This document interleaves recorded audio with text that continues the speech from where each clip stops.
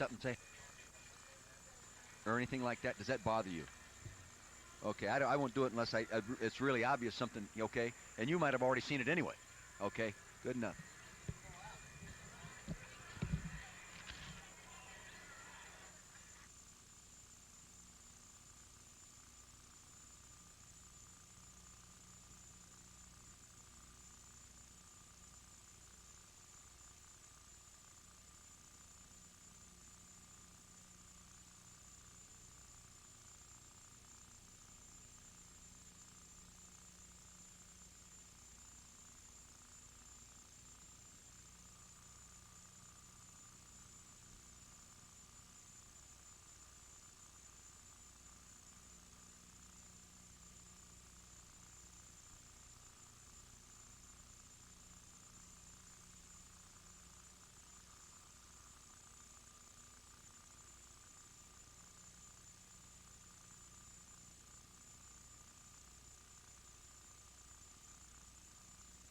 Final word, I talked to Art Shell while they were out warming up, and he said, we'll see when they start. But earlier today, Todd Marinovich came out and he was working out with the quarterback coach, Mike White. I talked to him about last night, and he said he was very excited. He couldn't get to sleep. He talked about this game in terms of infinite possibilities and making dreams come true. Mike White said, well, if you can't tell who's going to start right now, then you really don't know football. So I think it is going to be Todd Marinovich. I also talked to Jay Schroeder, and he was out warming up, and I asked him how his ankles were. He said, if I had to run a 40-yard dash, it would take me 2 weeks. But when the ball is kicked off, I'll be like a young buck ready to go and play football. So Art Shell will probably go with Todd Marinovich, but Jay will be ready to play.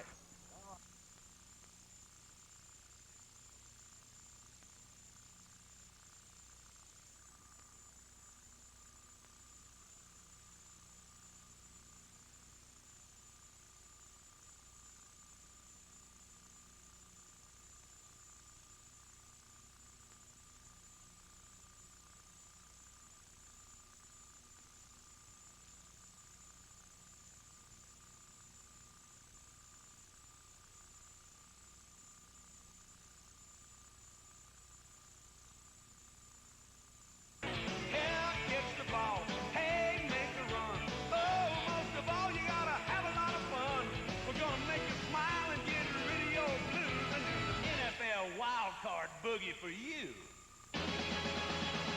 Are you ready to rock? Are you ready to roll? Are you ready for a two back-to-back get down smash mouth playoff show?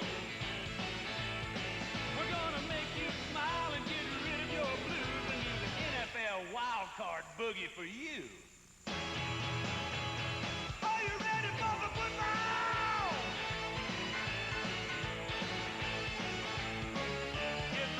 Doubleheader that's coming your way. It's the NFL wild cards, and it's time to play.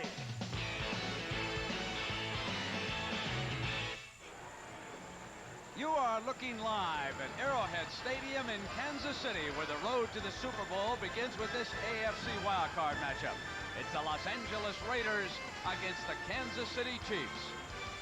It has been 20 long years since this city hosted a playoff game. And the atmosphere is electric as these fans have lined up for the last 2 days waiting to get their tickets. As for the Raiders, well, it wouldn't be a Raider game without a touch of a controversy. All week, the Raiders have refused to tell the media, will it be the veteran Jay Schroeder or the youngster Todd Marinovich, who was brilliant in his debut. No controversy with the Chiefs. The oldest active player in the National Football League as we begin the playoffs, Steve DeBerg, has won his last 5 against the Raiders. Brett Musburger along with Dick Vermeil and Lynn Swan. We're going to talk about the Raiders quarterback situation. We'll take a look back at the Chiefs' last playoff game in Kansas City as young Todd Marinovich did in his initial start. Coming out of the field full of that youthful enthusiasm and 2 touchdown passes to Tim Brown, 3 on the day, not a single interception he threw against that veteran secondary. But Steve Pittsburgh is always the story when the Chiefs play the Raiders. J.J. Burton on the other end of this 57-yard scoring strike, and the Chiefs maintain the lead. But Marinovich kept the Raiders in the game. Here he was going to his tight end, Willie Horton, who caught 10 passes on the day. And the lead was down to 6. And then it was back to the Chiefs. Perhaps the most important play of the game. The Raiders gambled in this situation. They came with the safety blitz. And the Chiefs, again, went to Burton, the fastest player on the team. The former long jump champion out of Oregon did the rest. 8 catches for 188 yards. And you know, Dick, during the game, Bill Walsh said that Al Davis would start Todd Marinovich and should start Todd Marinovich in this game. But your feeling is it's not quite that simple when you also have a veteran quarterback on your team. I know. Of course, Bill Walsh won more games than I did, so he's probably right. But my indoctrination to pro football was with George Allen. He was really a believer in experience, and that's part of me. I think if your experienced quarterback is healthy, you play him. If he's not healthy, then you go with the younger guy. Hey, what did John Wooden tell you when you were at UCLA? John Wooden always said, hey, you go with talent instead. Well, you know, Lynn Swann has been down on the field. He has spoken with both quarterbacks. Kansas City comes to run the football, then you better do a good job against the play actions coming off those fine runs. Now, they just introduced Todd Marinovich as the starting quarterback. So what does that do to the Chiefs defense? They've had a week to study him. There's no longer surprise. They'll put more pressure on him and cover the receivers much tighter. All right, let's go downstairs now for final words from Lynn Swann. Lynn? And talking about pressure, that's what they didn't have last week against the Raiders. And Derek Thomas told me that they're going to be much more aggressive. He's going to come charging in, and they intend to put pressure on Marinovich, sack him, and make him think about throwing the football. So coming up, it's the AFC Wild Card Playoff game. The Los Angeles Raiders and the Kansas City Chiefs. That'll be next on ABC. Ladies and gentlemen, carrying the colors of our country today are members of the U.S. Army Recruiting Battalion, Kansas City, Missouri.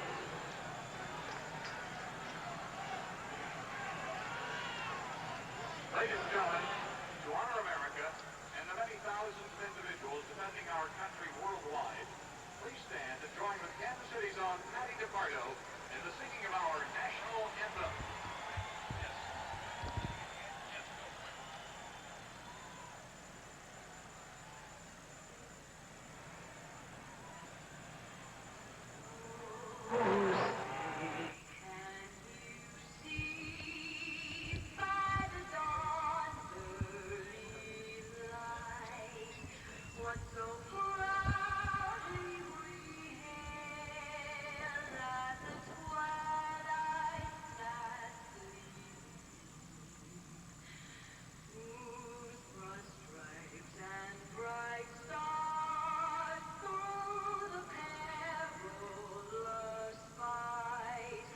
Yes, sir. Thank you, sir. Nice job, boys. What does the weather graphic look like? Just there it is.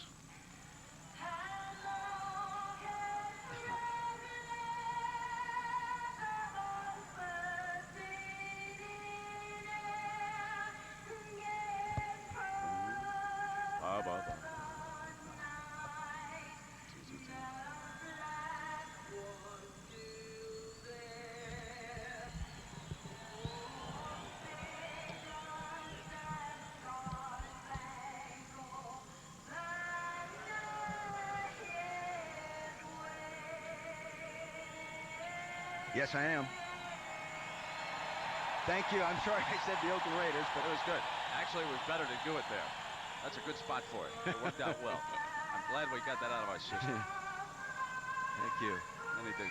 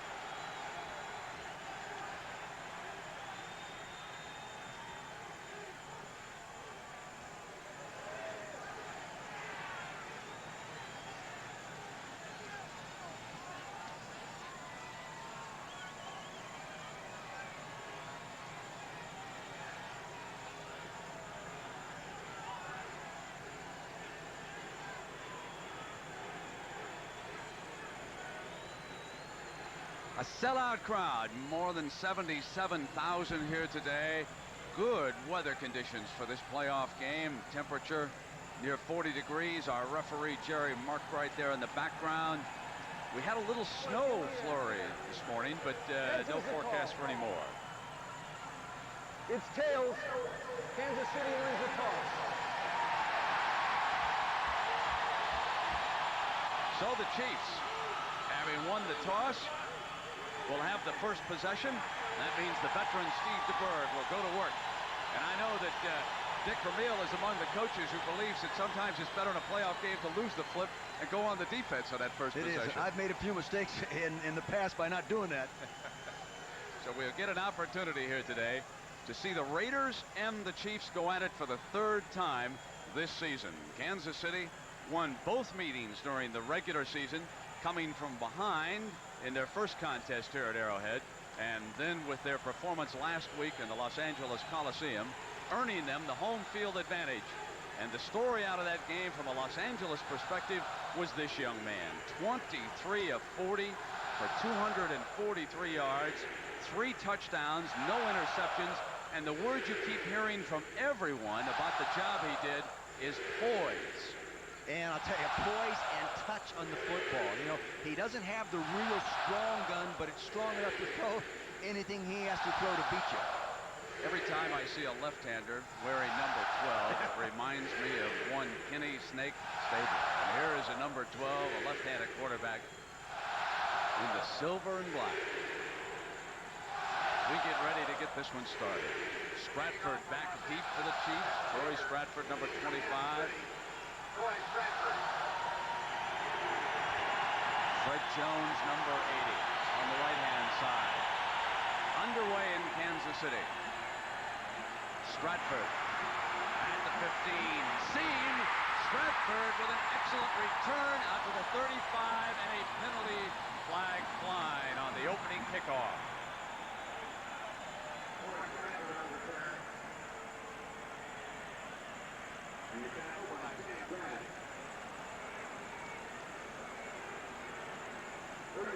So the holding penalty will move it back against Steve DeBerg and the Chiefs offense as they come out for their first series here. A couple of weeks ago, he lost his job to Mark Vlasic.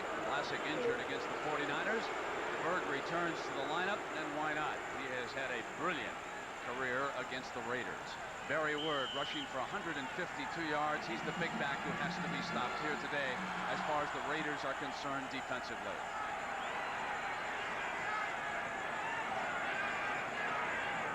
Like to follow the offset fullback Jones. This time Word will step up the middle behind the right side of the offensive line, and Bob Golick in the middle of that Raider defense. Now the offensive line last week with a big change. Derek Graham, the youngster, moved in at right tackle and started for the Chiefs. Dick, how did he grade out for them last week against the Raiders? I thought he did a real good job. He had pass protection problems twice with Greg Townsend, but other than that, he played awfully well. 2nd and 8 for the Chiefs. Ball on their own 22. Word hammering away at the middle. And remember, it was his ball control running efforts late in that game that ran the clock out of the Raiders and did not permit Marinovich to get one last possession when they needed it. Howie Long draws a start today. He has been out the last couple of weeks because of an injury, although he was in for about a dozen snaps last week. The 3 linebackers, Ricky Ellison, the man in the middle who has to step up big against Barry Word. A very talented secondary. Eddie Anderson, a free safety. A very underrated player as Todd McNair comes into the shotgun. He will sometimes slide out as a receiver. DeBerg fires complete to Rob Thomas with his first pass of the game. Thomas reaching that first down marker on the far side. You know, anticipating man coverage, they brought Thomas in from the outside flanker position in motion and just sort of scraped him out underneath the slot for that first down play. The Chiefs move the ball to the 24-yard line for a first down. A week ago in the Coliseum, they recorded 30 first downs in dominating this Raider defense. 206 yards rushing. J.J. Burton, who caught 8 balls, including 2 long scoring strikes, is off to DeBerg's right. And they press him at the line of scrimmage. Now they drop quickly off on the snap. DeBerg fires again underneath to Thomas. He has hit him twice in a row. Thomas out to the 33-yard line, and Lionel Washington there defensively for the Raiders. See, what they do is they force you to take on those 4 300-pound offensive linemen and a 245-pound back. They pound on you, they pound on you. All of a sudden, they get your first down. You're playing the run. They come with that play action. That was a combination pattern to work against both man or zone. They went zone, they threw the zone receiver. Howie Long in the middle of that defensive line, lining up at left tackle inside of Townsend. Barry Word steps into the middle of that defense. And Townsend, what's important here, Dick, is that he went down on the initial hit. So many times last Sunday, he would get through the initial hit, and it would be the support from the secondary and the linebackers that would finally bring him down. Well, I tell you what Howie Long told me last night. He said, Coach, there was no lack of intensity last week. There was lack of location. We didn't tackle him low enough. Our location was not good. Today we're going after him much lower. 3rd and short from the eye, and guess who? Barry Word. There he broke the first tackle, made it to the 39-yard line, and a Kansas City first down.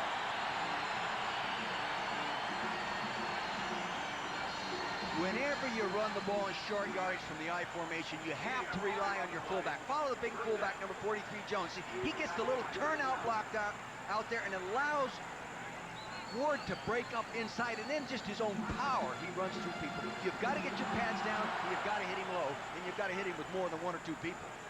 So many talented running backs on this Kansas City team. Christian Okoye, who's been out with a little bit of an injured knee, can play today. Harvey Williams is back.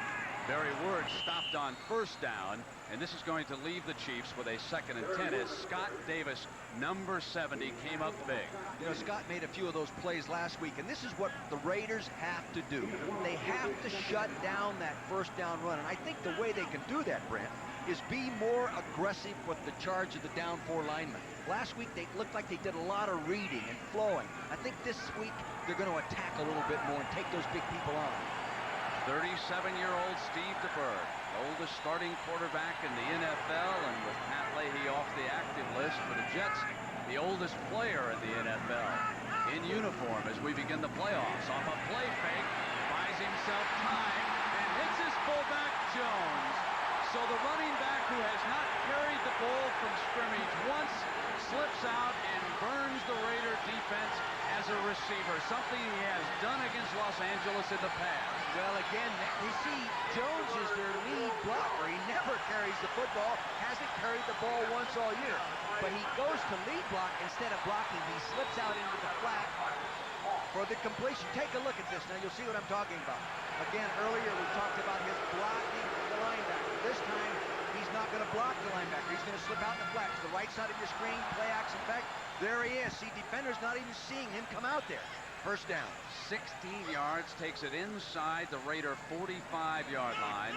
This the Chiefs' initial drive. Word blasts for a couple of yards, and now he has carried the ball 6 of the 9 plays the Chiefs have called so far. Bob Golick and Ricky Ellison there defensively for the Raiders.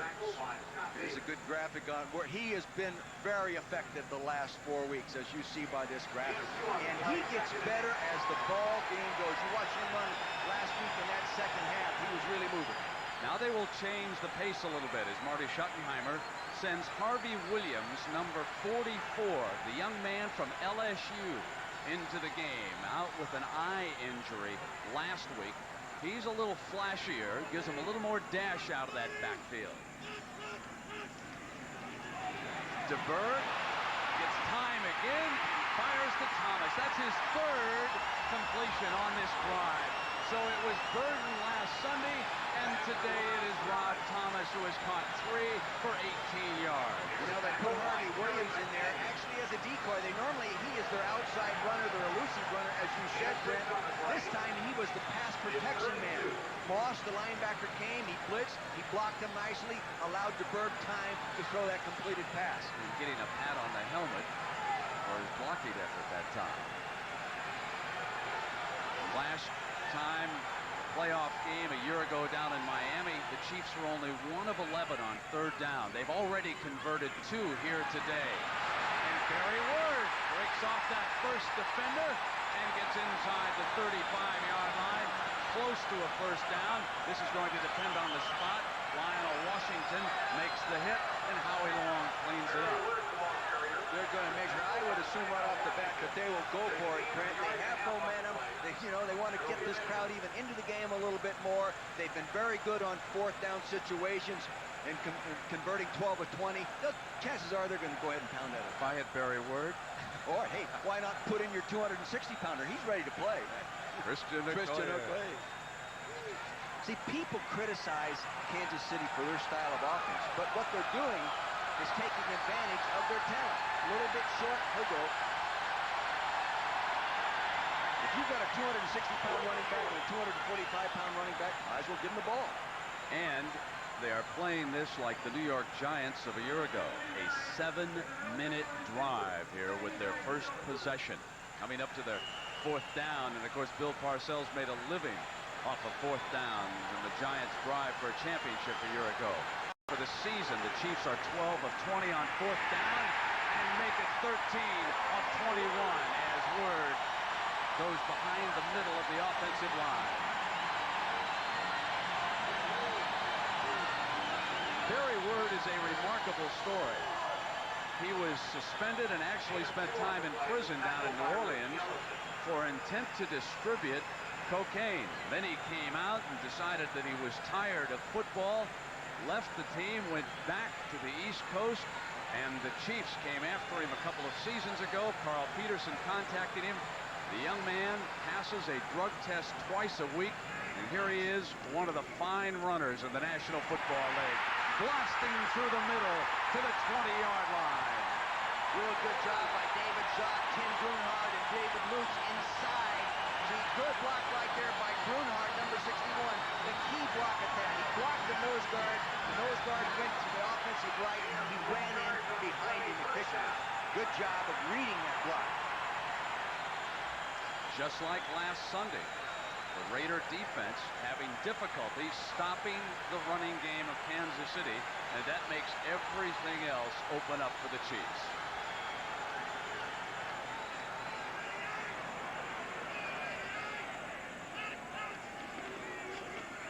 Word again.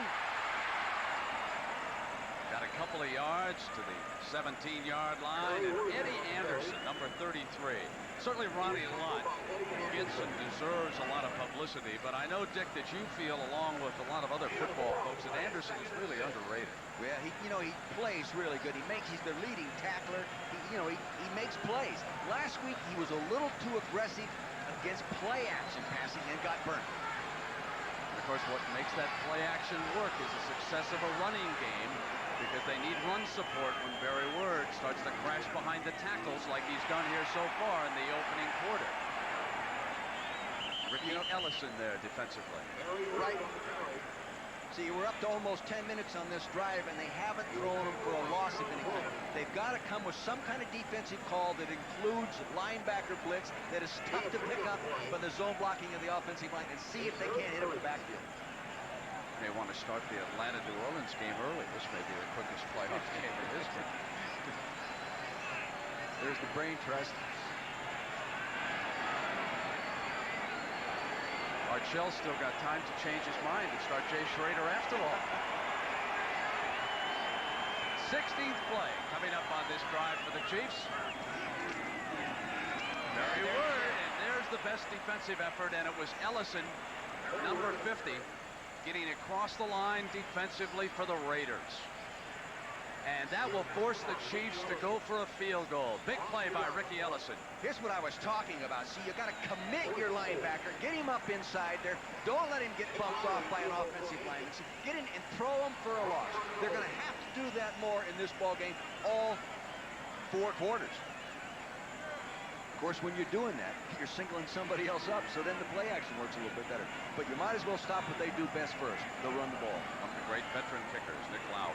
33-yard attempt. He doesn't miss many. 8 for 8 from this distance this year. does miss here.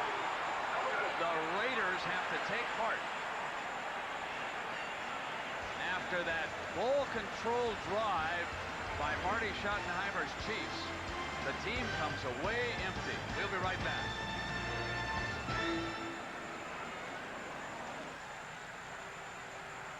Oh, that's huge. They went 17 plays, 10:56, and came up empty.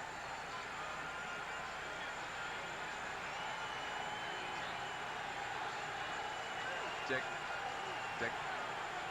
Jimmy says that the one thing we got to talk about, and Bobby, when they get back on defense, is that Ellison has given away so much size down in Houston.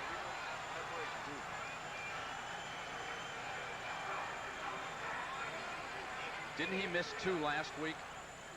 Yeah, he slipped on one. Yeah, just off to the left.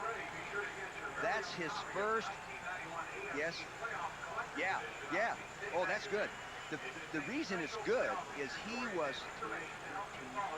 21 for 21 coming into this ball game inside the 40-yard line. Huh?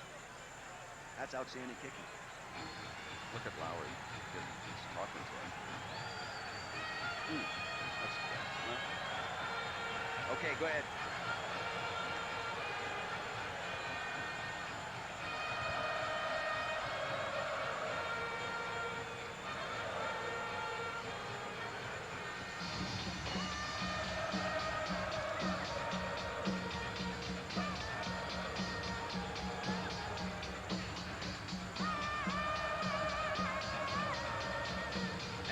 The focus shifts to young Todd Marinovich. Will he be as successful in a hostile environment as he was on his home turf in the Los Angeles Coliseum? We're about to find out. And the crowd is going to make it difficult for him to audible at the line of scrimmage. No question. The hand is to the fullback, Smith. So something we could see today is Steve Smith, the veteran out of Penn State, because, Dick, you keep saying that what Marinovich needs here today is a running game, and we could be getting it from Smith and Marcus Allen. Marcus Allen ran awfully well last week, just didn't get to run it often enough. The offensive line with some familiar names, Don Mosbar and Steve Wisniewski, head for the Pro Bowl and Hawaii at the end of this season. Wisniewski, like Smith out of Penn State, played for Joe Paterno. Second and 7 from Marinovich. Ball on the Raiders 23, and Marcus Allen's first carry hit by Dan Saliamuo, the nose man of the Chiefs. Defensively for Kansas City, there are a couple of names that'll jump off these graphics at you. Neil Smith out of Nebraska, former #1, enjoying a fine season. Derek Thomas has been slowed a little bit as the offenses have really focused on stopping him. In that secondary, Deron Cherry holding together an injured quartet. Third down as the Raiders come out running. Only 2 running plays in the second half a week ago. They equal that on the first 2 snaps here this afternoon. There was movement in the line. The penalty flag down. Marinovich throws high and incomplete. Let's see if the defensive lineman was drawn off.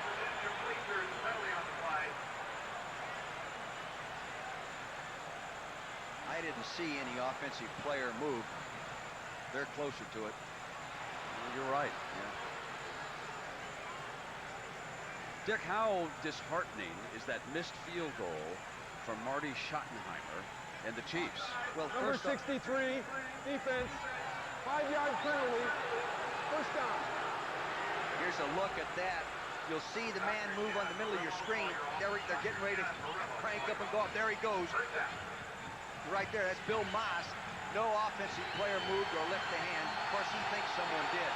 Getting back to your point, though, it takes a little out of you, especially when your whole offensive philosophy is ball control. You control the ball and don't get anything out of it, you're in trouble. Here is Smith again. 3 tough yards. Of course, we mentioned Atlanta and New Orleans, so a reminder that that will be coming up next on ABC. So often when we get to the playoffs, you switch networks for the second game and the first game, but that's not the case on the first Saturday. Game 2 right here on ABC. Frank Gifford, Al Michaels, Van Deerdorf standing by down in New Orleans. Atlanta broke through into Crescent City and upset the Saints. The Saints returned the favor in Atlanta when they met there. So we will see what happens when that one unfolds after this game. There's Art Shell trying to bring together the Raiders, who come into the playoffs with a 3-game losing streak. First time ever for Los Angeles or Oakland. Marcus Allen stepping back into the hole. Derek Thomas, number 58. Derek Thomas comes really quick off the outside and right down underneath the blocker. Here he is, and he told us yesterday they were going to turn him loose a little bit more. See, he got his pads underneath the blocker, kept penetrating, and got to the ball carrier. Good job by Derek Thomas. Always watch out for Derek Thomas on artificial turf. He is so quick that it is almost impossible for many of the offensive blockers to get him when he's playing on surface like this. Now Milinovic. He gets his time. Intercepted. Picked off by Cherry. So Milinovic did not throw a single interception last Sunday, and he throws a big one here in the opening quarter.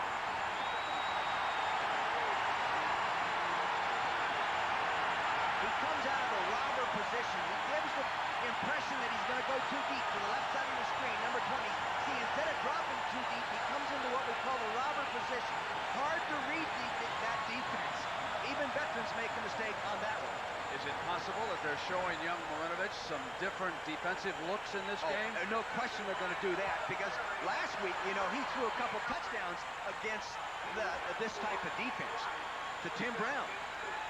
So the defensive coaching staff, with a week to sit and watch the tapes over and over again and work with a veteran defensive backfield, and they come up with a huge turnover here in the opening quarter. Alfred DeBerg on first down. Barry Word hit from the side by a blitzing Eddie Anderson that time. They're going to have to do more of that than they really want to from a philosophical standpoint to stop the running back. But getting back to Marinovic's interception, the other thing he did is he looked at it all the way. He looked at it all the way. The safety came up into the robber position, and he just watched the quarterback's eyes and gradually moved. He set him up for that throw. Harvey Williams enters the game again as Marinovich goes over to the Raider bench and gets on the telephone with Mike White, the quarterback coach, upstairs for a discussion of that turnover.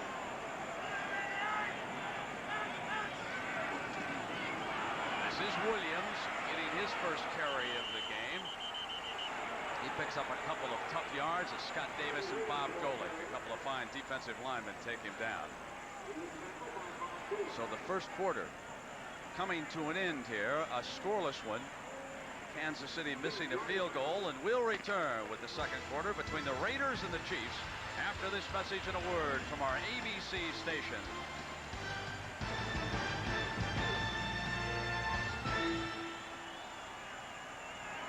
No question. No question. We didn't talk. We weren't prepared. We talked about it, right?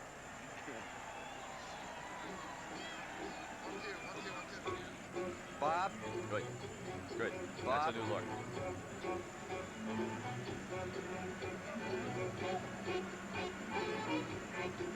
Yeah, he was the running back. I know the whole story. I was with him. So you don't have to even look at him.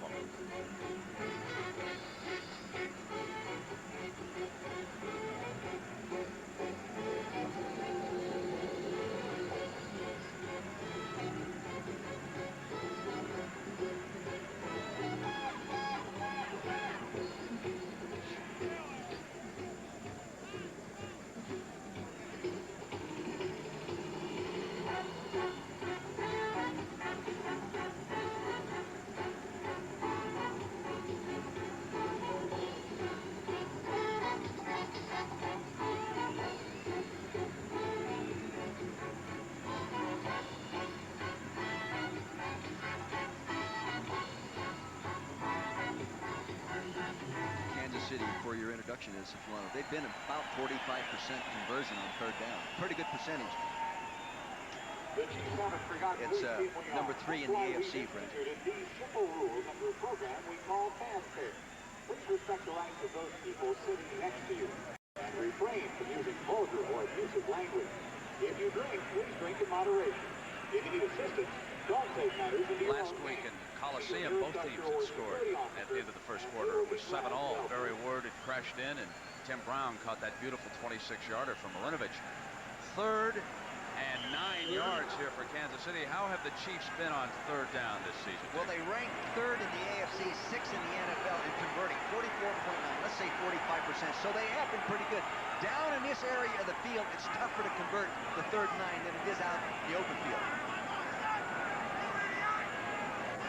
The shotgun, which means that Todd McNair is into that backfield. 4 wide receivers. The offensive line didn't give him enough time as Davis got off his block and came in from behind and came close to forcing a fumble. That's the second huge play by Davis in this game. Scott Davis came all the way around the outside of John Ault. Now, the sack was really caused by the coverage. See, he had nobody to throw to. Plenty of time to throw. Coverage did a good job. And here comes Big Davis all the way around the outside, getting his 7th sack. That ball did come loose. And we get confirmation that Tim Grunhardt, the center, pounced on it. We'll be right back.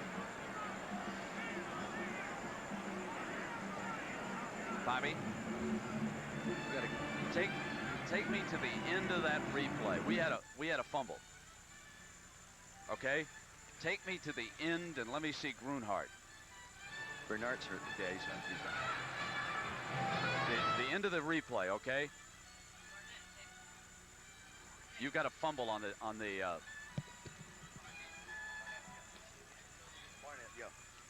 This is a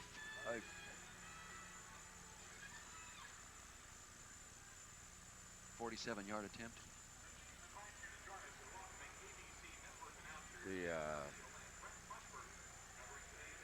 Yeah, that's a fumble. Yeah, they called it a fumble too.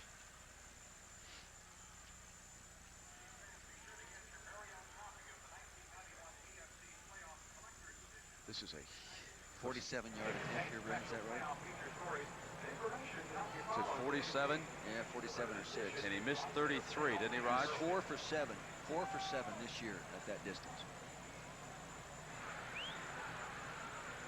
And you say this one's 47, huh? Okay.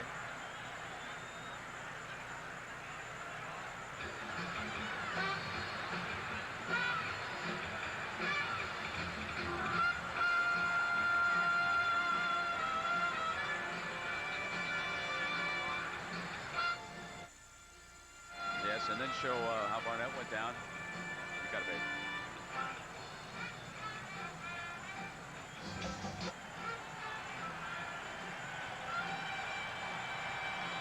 Now watch the end of this play as Davis comes around behind.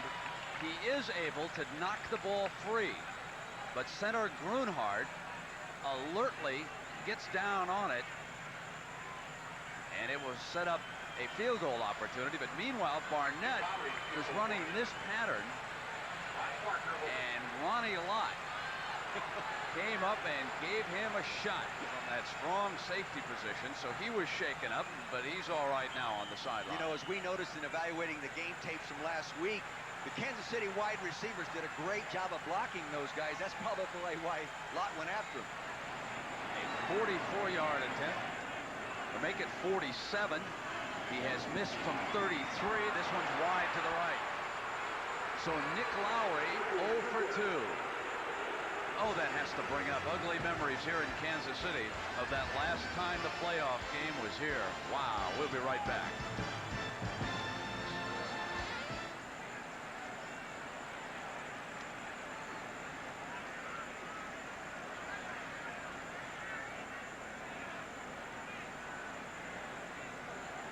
I tell you what, boys, just what I said.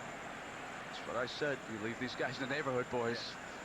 Remember the thing we talked about in college ball, which applies now, Brett.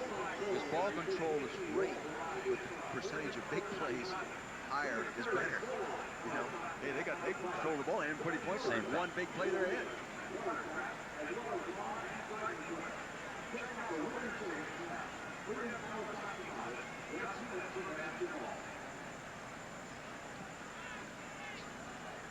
Lowry was 25 of 30 for the season, and now he's missed 4 of his last 5.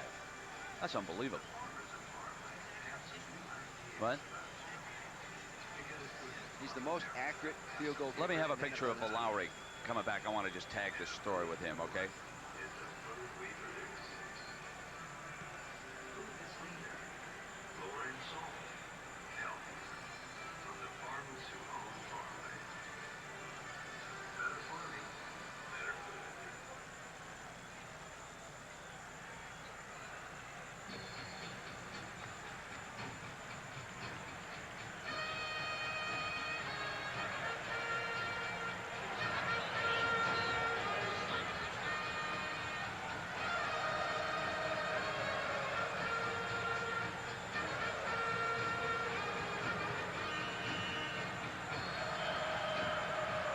Well, Nick Lowry during the regular season was 25 of 30.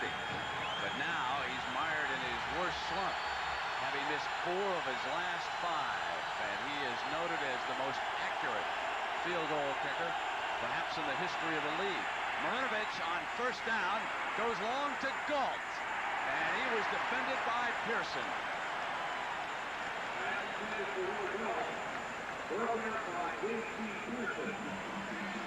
Pearson shaken up on the play here on the sideline, too, on the coverage of Galt. Or they can afford to lose Pearson. You know, with Albert Lewis, the Pro Bowler, out of the ball game, J.C. Pearson has been the starter since he got hurt. Therefore, they've played more zone coverage than they normally do here at Kansas City. It looks like he just got poked in the eye. So Eric Everett replaces him as Pearson must. And injured in the white in front of their bench. We're holding up play. So there's the explanation as to why the ball is not being snapped.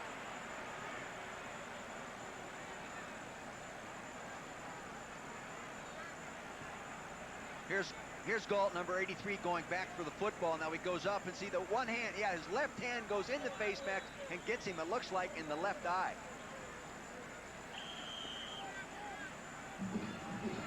Now they have to come in with Eric Everett, a player that was with the Eagles, was with Tampa Bay, was with other people. Here he is playing, wasn't on the roster in training camp.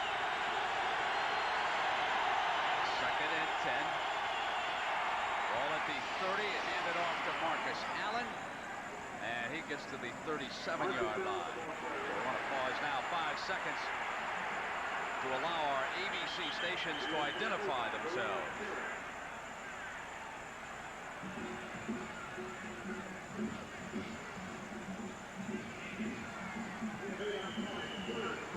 So with Dick Vermeil and Lynn Swan, I'm Brent Musburger here at Arrowhead Stadium. First time in 20 years that a playoff game has been staged in this city, and the first one ever for Arrowhead. The last one was at Old Municipal Stadium.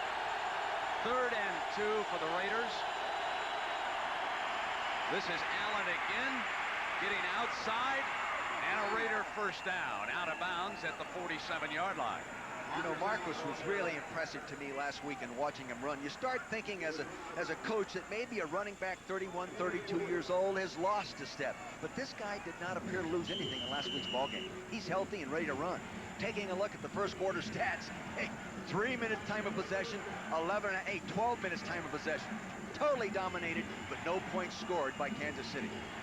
One big play by the Raiders, and they're leading regardless of the clock time. Chiefs having missed a pair of field goals there already in the early going. Now after the 10-yard run by Allen on first down, this is Marcus again. And the veteran gets to the 45-yard line. A little bit different game plan for the Raiders here this afternoon. More emphasis on the running. And do you notice how Marcus comes to the line of scrimmage? Not full bore. He's coming there gliding a little bit, and he's looking and going to pick the spot he's going to run rather than blasting up in there blindly. And the Raiders use big, wide line splits, and that spreads that defense out.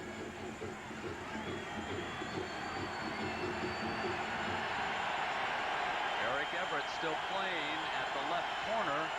I'm sure the offensive coaches will want to test him before long. Marinovich snaps one to the left to Galt. Galt to the 33-yard line. He has been missing in action the last few weeks for the Raiders also. Well, he caught 20 balls all year, has 298 of them in his career, but only 20 this season. Normally, that's not the receiver's fault. It's either game plan by the coaches or the quarterback or coverage is just not letting him get it there. Here it is, just a little slant pattern. See, Kevin Ross, the veteran, fine player, closes on him nicely, but boy, that's tough to defend by yourself. You usually need some help underneath. 1st and 10. Allen cutting back and stopped at the 30-yard line. Saleamua. Marcus Allen, the ball carrier. He was tackled by Neil Smith. Marcus Allen, if there ever is anybody that was a Raider, he is one. The #1 rusher in the history of the organization. 8,244 yards, Brent. That's a lot of rushing yards. Take the word from the Chiefs bench. Barnett, injured left hip. Questionable as to whether or not he'll return here today. You know, and the Chiefs say that they were pulled off as they come busting across the line. You know what I sometimes can't figure out from the booth? I probably did the same thing when I was on the field, but I look down there, they throw a pass to Willie Gault on an all-pro corner. At the other corner, playing in an injured player's position, is a guy from the free agent. I mean, how in the world they can hardly play at all? Why not throw it him? What do you think? That's why we make a living in the booth, second-guessing decisions like that. Wisniewski. Anthony Parker over there, the one spot. Wisniewski was the lineman that moved and pulled the defense offside. So that brings the ball back to the other side of the 35-yard line.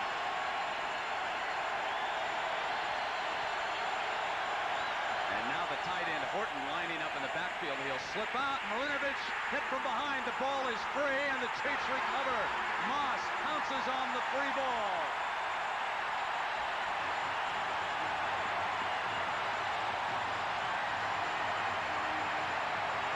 Was Derek Thomas beating Bruce Wilkerson hard to the outside. Wilkerson did not stretch him.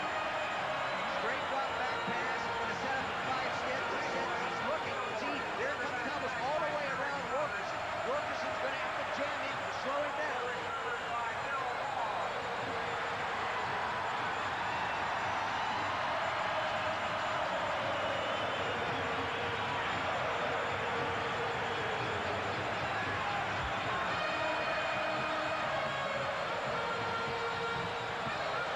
Stop him on the turf, boys. Can't stop it, boys. Bobby? Bob? What's the problem?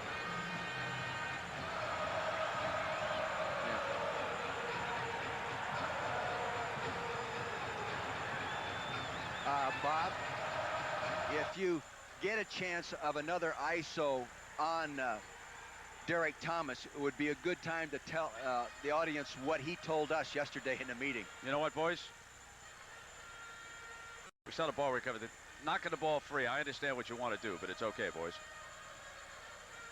Let's go to the next square. Now, boys, when Derek Thomas is back out there, boys, you better get the ISO on him. They can't handle him on the carpet. When Derek Thomas goes back out there defensively, you better lock up on him because they can't handle it. Yeah. And they can't, I'll tell you this other side now, okay? Scott Davis is the man you want to lock in on. He's off to a big start. He's given them a lot of trouble down there in the Chiefs offensive line. Jimmy, who are the wideouts for the Chiefs? I see Burden. J.J. Burden. Good. Emil Harry and J.J. Burden.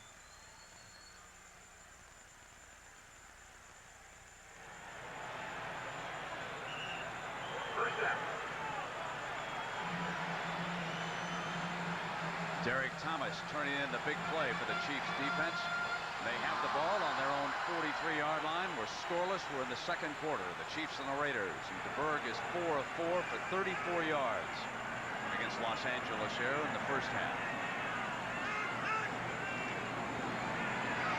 DeBerg firing short, and he is still perfect. He hit running back Barry Word after faking the ball to him, And let's take again a look at that speed that Derek Thomas brings in defensively. This young man has sacked the quarterback in the last 3 years more than anybody else in the National Football League, and here he's adding to him. You know, yesterday he said he had a meeting with the head coach, meaning Marty Schottenheimer, in a very serious talk because Marty was not pleased with his performance. And he said, you know, the coach, last time Marty did that to me, I had 7 sacks the next game. Starting out right. Harry Word running into that defensive line that no longer includes Howie Long. Howie Long is out as Bob Golick makes the stop, but it was a Kansas City first down.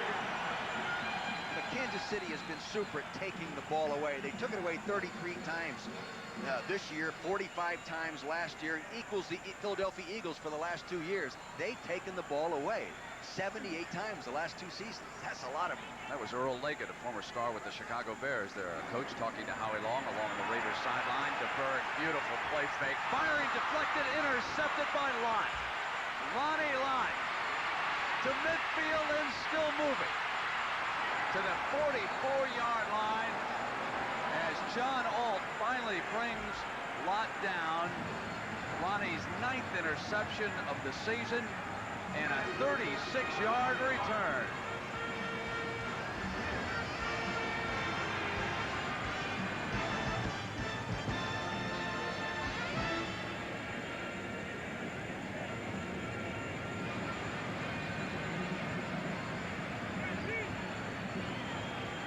Ricky Ellison hit the ball, batted in the Was air. it Ellison who tipped it? Ricky Ellison.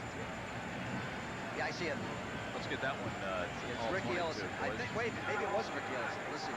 Yeah, it was. Yeah. Hey, show that. Come back with that. Come back. Let me illustrate the one thing here. Here's the kid. Knocked Barnett out of the game.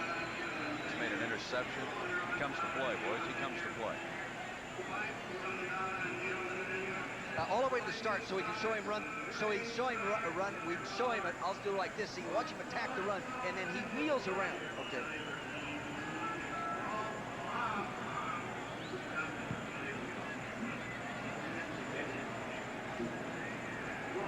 Maybe double team it.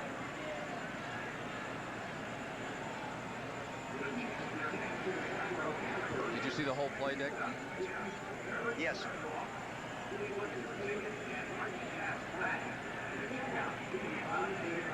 On Ellison. Yeah, that's what I wanted to show. We're on the same page. Okay, I'll go real quick. Run the sequence if you got time before the commercial ends. Because it's a good shot. You can just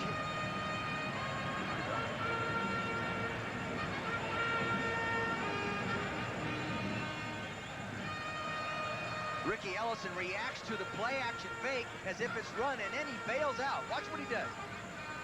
He really reacts to the run. Now he finds out it's a pass. He's, oh my God, I gotta get out of here. Here he goes. Here it is. Now he bats the ball right there into Lott's hands. He causes the interception. Really good hustle by Ricky Ellison. Ronnie Lott, ever the opportunist. 9th interception on the season. And remember, it was his blow that knocked Barnett out of the game, and it was Ricky Ellison who tapped the ball. And Steve Smith along with Big and Nick Bell in that Raider backfield. Here's Nick Bell, the rookie from Iowa's first carry, and Derek Thomas there to greet him. They're going to have to block him from the backside of the defense because they pull the offensive lineman. He comes down. He's going to make the play. Here he is. You'll see the lineman pull. That shortens the corner. Now he comes all the way down from the backside and makes that play. That tackle has to turn back much sooner, Brent, or they'll never get off that. Well, they brushed him last week with the tight end Horton almost all game long. Right, but they only had one tight end in the game that time, and they ran toward him. 2nd and 11. The ball at the Kansas City 45-yard line. We're scoreless here in the first half. Marinovich dropping back, fires incomplete. Horton was defended that time by Tracy Simeon, number 54. Simeon, quite a story. This is his 32nd football game this year. He began the full schedule with the Montreal Machine, and now he has appeared for the Kansas City Chiefs, and he actually has done an excellent job for this He team. is playing and started all year in the place of the injured Percy Snow, and he's played well. Well, Marinovich is only 1 of 4 here today for 12 yards and 1 interception and a fumble. So a much tougher start than last Sunday in the Coliseum, but he comes back high and incomplete. That was Mervin Fernandez, the intended receiver. There is a much better rush on Marinovich here this afternoon. That time it was the nose man, Saleamua and Moss, who were in on him. Saleamua is the strongest man on the football team here in Kansas City, and he was being blocked, but he just kept coming, forced the quarterback to move a little bit, distract him just a little bit, and throw the incomplete pass. Jeff Gossett into punt. He has had a spectacular season. Punting the ball, he'll go to the Pro Bowl in Hawaii. Stratford is back deep. Only 2 touchbacks this year. That's the best of the NFL. You want to try to drop it down inside the 20 if you can. He was out before the game practicing it for about 30 minutes. This one's shorter than he wants. Not a good punt by Gossett. A 21-yarder, and he's upset.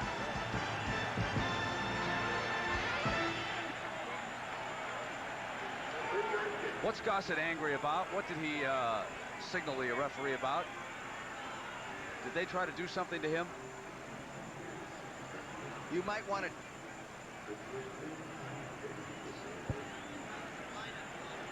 Huh? Okay. You Okay. wanted a better spot than that. Is that the idea? That's a rule that they should change anyway. I cannot Ridiculous. believe it.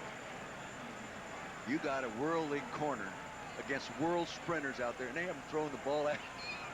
One time they threw that ball there was thrown at him.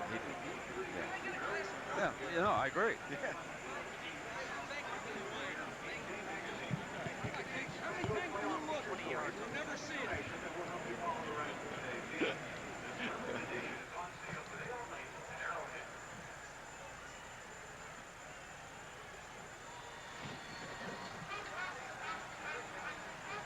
Middle billboard's coming back. Saturn and AT&T, lads. Sounds good to me. How you boys doing down there, okay? By the way, boys. By the way, guys, nice job down there. Gonna go 2 overtimes, boys.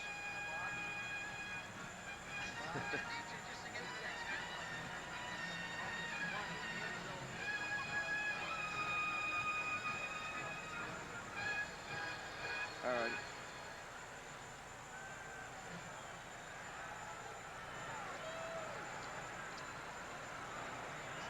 The ABC Sports coverage of the Los Angeles Raiders versus the Kansas City Chiefs is being brought to you by Saturn, a different kind of company, a different kind of car. And by AT&T, the right choice. First and 10 for the Chiefs. The ball at the 25-yard line. Barry Word, big hole on the right side.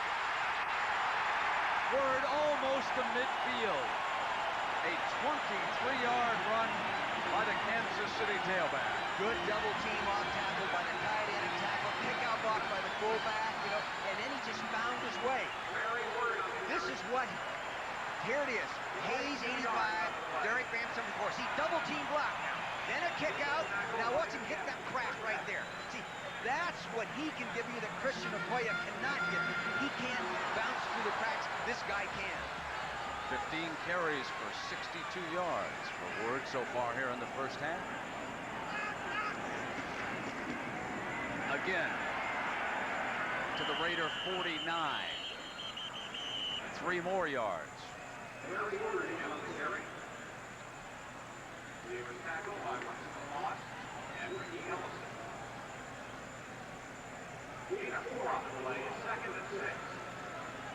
Dick, overall, when you have a team like the Chiefs, they have missed a couple of field goals. The Raiders have turned it over. What's your feeling about how the game is going? Has it settled in? Does anybody have any kind of an advantage that you've been able to see? Well, I think it's going just like it did last week, being dominated by the Kansas City offensive line, but they haven't come up with a big play to get in the end zone. Hey, a drop pass right there. Ball control offense is great, but you've got to come up with a big play in the passing game as well. I'll remind everybody while we have an opportunity what's coming your way tonight on ABC. Sinbad and Friends, and then we have an hour of Western action, the Young Riders. That's followed by the Commish. So we've got 3 hours of entertainment for the holidays tonight here on ABC. Sinbad looks like he ought to be suited up. What a giant. Put him down to that defensive line. Yeah. 3rd and 7 for the Chiefs. DeBerg operating from that shotgun with McNair next to him.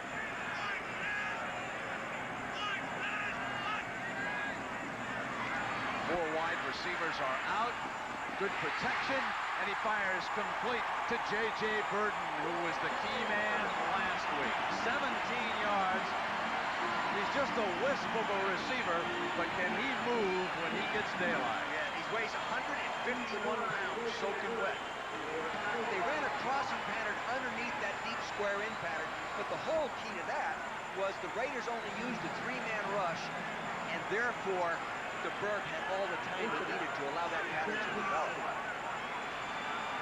Harvey Williams returns to the offense, and he was checking there with DeBerg prior to the snap. He gets the call. Fumble! The Raiders signaling that they have it.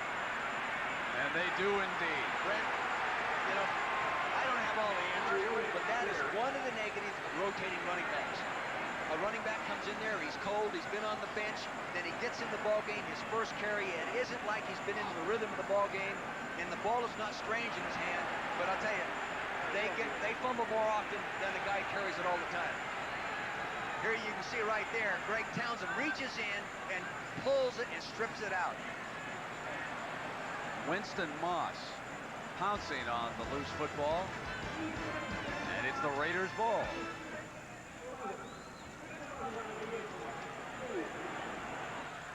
Can we get these monitors fixed up, boys? It's coming in and out.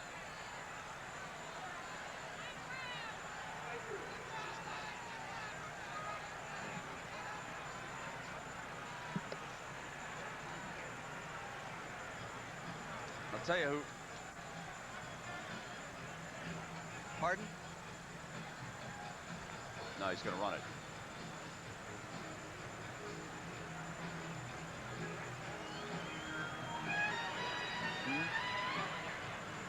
Nick Bell.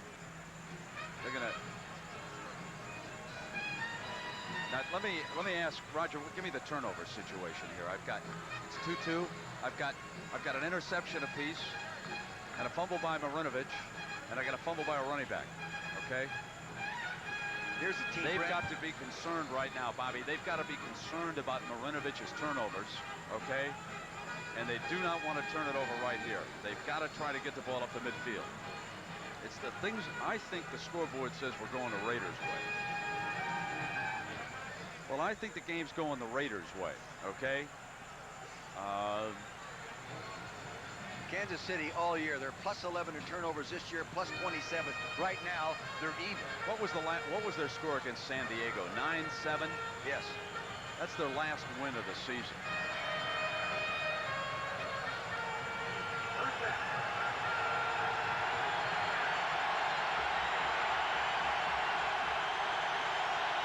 Todd Marinovich only 1 of 5. An interception and a fumble.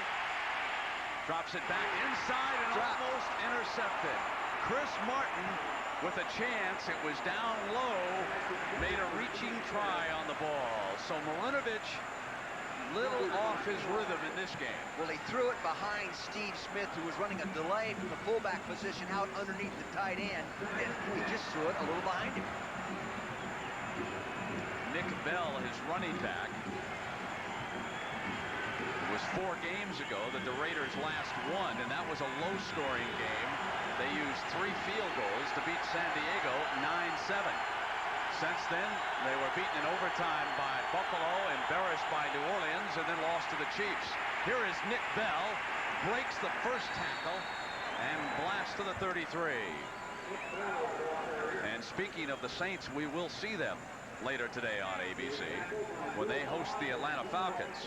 Now, this has been one of the great rivalries through the years, certainly in the AFC, the Raiders and the Chiefs, and over in the NFC, the Falcons and the Saints have waged war through the decades, too. Their games perhaps have not been as important, and they haven't been televised to the rest of the country, but they have had some wonderful games between those two teams.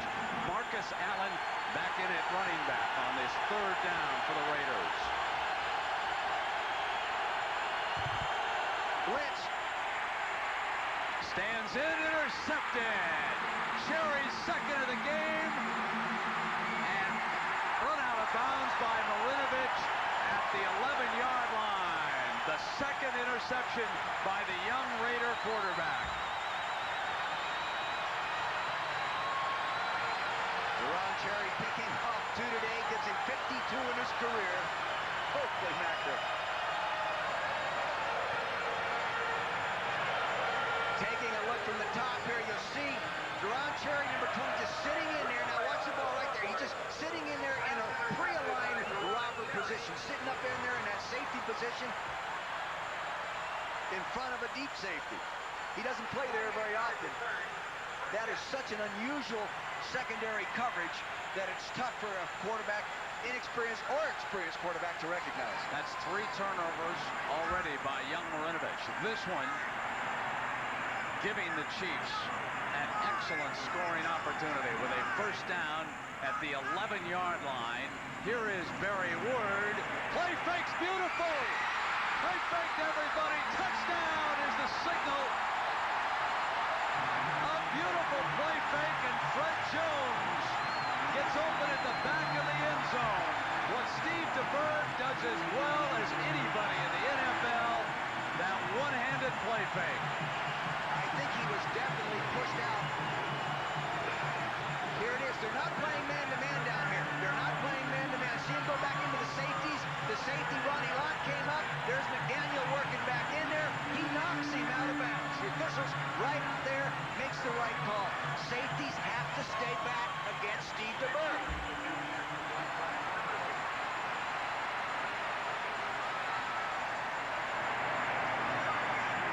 Lowry adds the extra point. There's a penalty flag down on the extra point.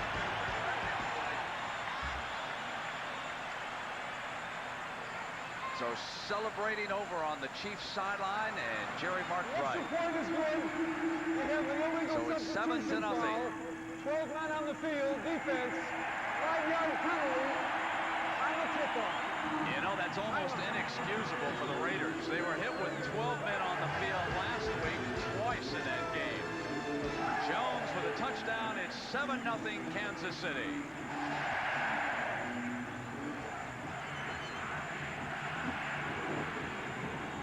Bobby, do we have, may I see DeBerg on that play? Do you have all 22 by any chance on this play?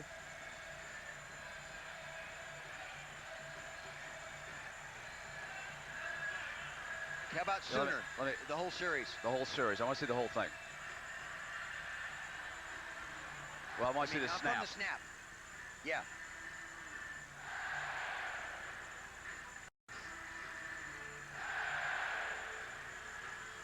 He brings the safety with that one-handed fake, okay? Yeah. It opens up the back. Now, do we have all 22 at all to watch the safety bite? Now watch the fake. He freezes on it, and they run right by him, okay? It was Lott. Lott froze on it, and they go right by him. Yeah. Yes. Great.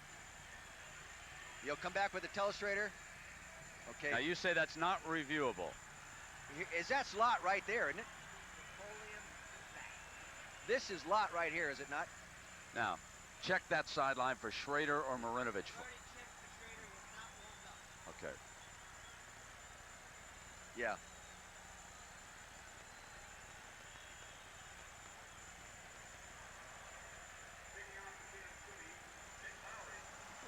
Deep for Los Angeles, Napoleon 7-0, and I'm sure a lot of Raider fans are wondering, why wasn't that play reviewed? Well, that's not included in the plays that are reviewable by instant replay. That's judgment as to when the receiver was driven out at the back of zone. So the touchdown automatically stands in that situation, and the extra point was added, and it is 7-0.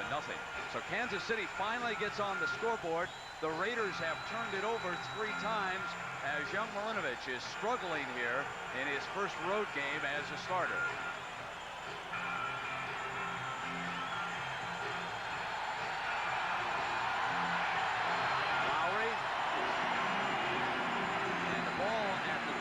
With Jamie Holland. Holland jitterbugging out at the 21.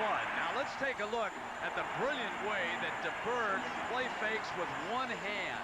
You'll see DeBerg right here go and meet the running back who gets a nice block. You'll see that right there. See, and he extends the ball, shows it, now frees it right there. See, that brought Lott right up here into the hole. Now they're bringing the receiver in behind him. This was game planned. It was determined. I saw them run this play on the practice field the other day, and the reason they were running it because of Lott's aggressiveness. And DeBerg told me that he learned the one-handed play fake from Roger Staubach when he was drafted by the Dallas Cowboys. Nobody does it as well as DeBerg. Marinovich fires a strike now, complete to Tim Brown. Brown with a pair of touchdowns last Sunday in the Coliseum. A 16-yard reception that time. An important test here for young Marinovich, struggling early to see if he can overcome adversity and come from behind with Jay Schrader still over on that Raider sideline. He would be their #2 quarterback today, not Vince Evans. Evans is off the active list. And for the Chiefs, a big missing item on that defense. Derek Thomas, not feeling well, has gone to the locker room. Nick Bell surrounded. 4 red jerseys in on him that time. Martin is there along with Hackett, also Everett. Chris Martin, number 57, the outside linebacker here. Watch him sell out on this play. He didn't want to make the tackle, but he had to prevent the play from being successful. Watch him go underneath, knock the guard down. Now the running back's out there all by himself. Good job by Chris Martin. Now the linebacker who has replaced him, number 51, Lonnie Martz, has lined up on the right side defensively. Big shoes to fill for Martz, trying to replace Derek Thomas. And they pick Martz up. No pressure from him. He fires to Allen out of bounds. Out of bounds on the far side. See, you know what they did with Marinovich last week? There was 21 first down snaps last week. They threw on them 16 times. So that took a lot of pressure off him of reading complicated pass coverage because he was throwing against run defenses. Today they're mixing it up a little bit more. It's a little tough for him. Sam Grady checking in for the game for Marinovich's Raiders. He has been bothered by injuries, and the former speedster from Tennessee could give him something on the outside. It's 3rd and 9, and 6 defensive backs on the field. Marinovich looking for the middle, throwing to Horton for the first down. Horton still battling away to the 42-yard line, so on 3rd and 9, a 20-yard reception by Horton. No way should Horton get across the field, even though it's zoned that easy and efficiently. Someone should have jammed him and prevented him from getting off from that wing tight end position that time. There is another linebacker down for the Chiefs, and this is Martin, number 57, Chris Martin. And with Derek Thomas already out, they can ill afford to lose still another linebacker here. Well, Lonnie Martz is the backup linebacker. He's in there playing right now. We'll take a break here at Arrowhead with the Chiefs leading the Raiders by a touchdown. First down.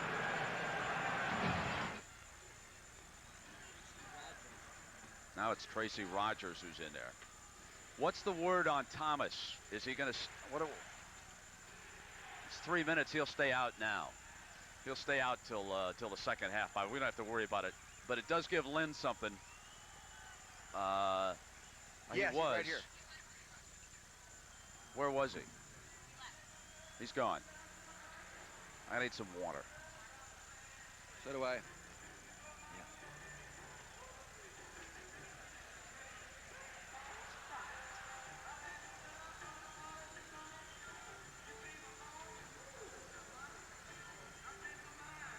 So now they've got Martz and Rogers in there. Wow. Rogers is basically an inside linebacker, too.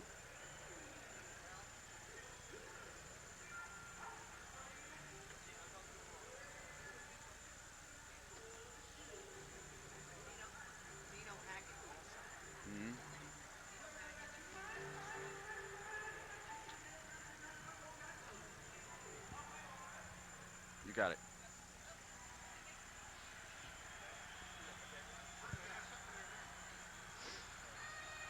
You'll get a break in the last 2 minutes if you don't have another commercial. They're going in.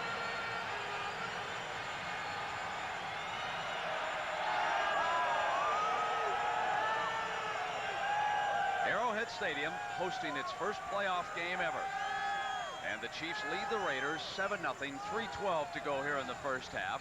And the Raiders on the move. They have advanced to the Chiefs' 42-yard line. And 2 of the Chiefs' starting 4 linebackers are out right now. Lonnie Martz and Tracy Rogers are off Marty Schottenheimer's bench, along with Tracy Simeon and Dino Hackett. So the injuries starting to mount. We don't want to really use the word injury with Derek Thomas because the report we have is an upset stomach. So we don't know his status for the second half. First down, Milinovich turned it over 3 times here so far, but a chance to bring the Raiders even on this drive. It's Nick Bell, the rookie from Iowa, with a crease on the right side. Hammers to the Chiefs 35. You know, Nick Bell at his size gives you a little bit what Barry Ward and Christian Okoye gives to the Kansas City Chiefs. You better hit him with more than one person. Nick here, he is 255 pounds, has good speed, was a fine player at the University of Iowa. In their first game, Bell down at the goal line was sandwiched by 2 Chief defenders. They fractured a rib, and Bell has been slowed ever since. Now second down for the Raiders. He'll get the call again. Nick for the first down. Whoa, makes his way to the 20-yard line. He is a load. Well, I mean, they're just blocking huge holes in there right now. Real good job by Max Montoya, number 65, turned the linebacker out and opened that hole up in there. Dario's bouncing through that hole. See, he has that mobility of a smaller back, but the size of the giant back. The Chiefs missing an all-pro cornerback who has been out. 2 of their linebackers are out right now. And the 2-minute warning here. 7-0, Kansas City leading Los Angeles. We'll take a break.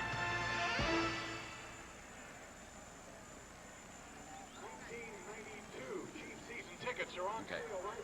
Dick, I interrupted. You get ready to make a point about these injuries. Yeah, right. See, my thing is they've got to make sure those injuries don't rattle the rest of the defense and lose their concentration. Shit, there's no reason those guys can't step up there and play, especially against the run. I mean, do you want me to make the throw to Frank Gifford in New Orleans from the booth, or on the headset, or over on the hand mic? Okay. Now you want me to read this tag coming back on behalf of Paul Tagliabue, okay? All right. Now, at the first opportunity you get injury or a timeout, you don't have to go to commercial. You're going to have me do the promo on the college football, correct? You got it. We keep losing. Our monitors are still. Okay, it should be okay from now.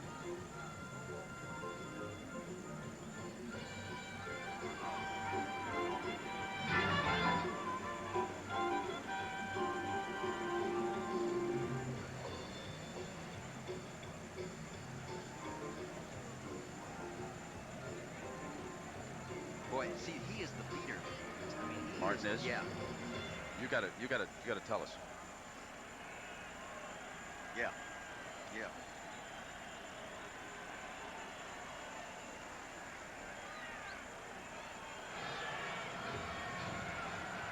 Today, on behalf of NFL Charities, Commissioner Paul Tagliabue announced a $1 million NFL Charities grant to the New American Schools Development Corporation.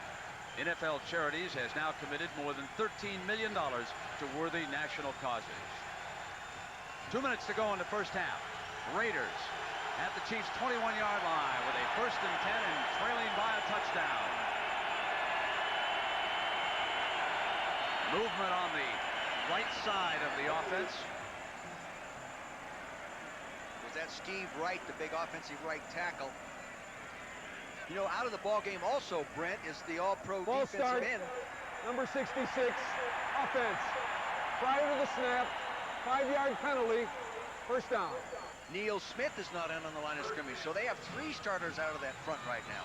What the defense has to do is not allow the other injuries to distract them and lose their concentration. These other guys are good football players. They have to step up and make the play. Who's the leader of the defense? Chris Martin, and he's on the bench injured. So a heavy burden on the Chiefs backups right now. Bell finding running room. The umpire had to get out of harm's way, didn't he? As Bell battled to the 17-yard line. Don Mosbar and Steve Wisniewski did a real nice job of allowing him to come back inside. Here's Chris Martin on the sideline there moving around. I'll tell you, you darn near have to cut his leg off to get him. I would bet he'll be back. He's the kind you darn near have to cut it off. He loves to play football. It's the left knee that was sprained. Martin trying to walk it off over there on the Chiefs sideline. Second down now for Milinovich and the Raiders. Here's Bell getting to the outside and taking Cherry an extra yard.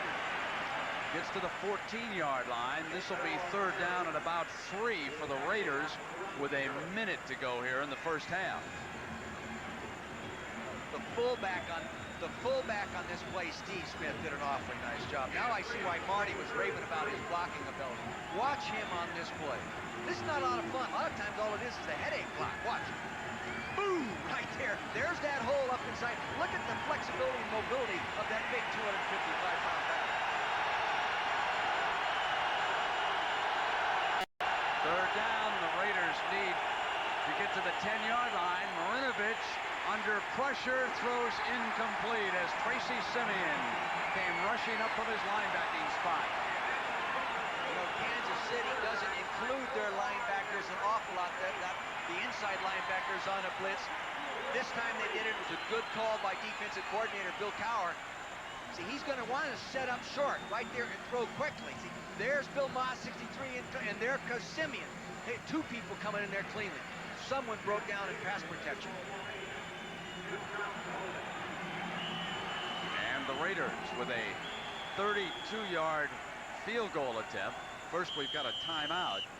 They had sent Yeager onto the field, and Jeff was all set to go, and then the timeout was called. And that gives us an opportunity to remind you about what's coming up on ABC on New Year's Day on Wednesday. We've got a great triple header for you.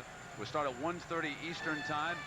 California and Clemson, Pac-10 in the ACC. That'll be in the Citrus Bowl down in Orlando, Florida, and then the Granddaddy. And what a great Rose Bowl this will be this year between Washington and Michigan.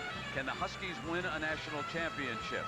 Well, they'll need to come up with an impressive win over Michigan and then take their chances as to what will happen to Miami later in the day. And then following the Rose Bowl on ABC, there's a team that's being overlooked as far as the national championship picture is concerned, and that's the Florida Gators. They come in number 3. They will be playing Notre Dame in the USF&G Sugar Bowl. That's game 3 of our triple header. Here's the 32-yard field goal attempt, and it is perfect. So the Pro Bowl kicker for the AFC, Jeff Yeager, with a 33-yarder, puts the Raiders on the scoreboard. I'll tell you, you know, Marinovich was struggling there for a while, and I would imagine the coach Shell over there, Mike White, the quarterback coach, they're starting to say, I wonder if we ought to take this kid out. You know, get him out of there and get the other fella in there, get Schrader in there.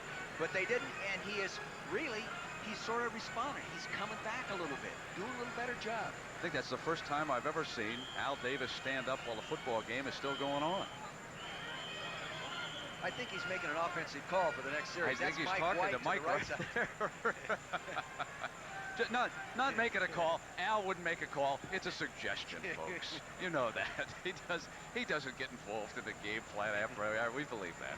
Okay, coming up at the Toyota halftime report, Atlanta, New Orleans. We're going to hear from the guys back down in New Orleans. Carl Peterson. He's been the architect of the success story here in Kansas City. Hired Marty Schottenheimer, and he's going to come in and tell us about some of the changes ahead for the World League, as Carl's also going to be deeply involved in that, and we'll have first half highlights and statistics from this game. The one thing you have to say about the Raiders, things have not gone their way here in the first half with 3 turnovers, and yet they're only down by 4 points. This is Stratford, and he breaks out of the pack.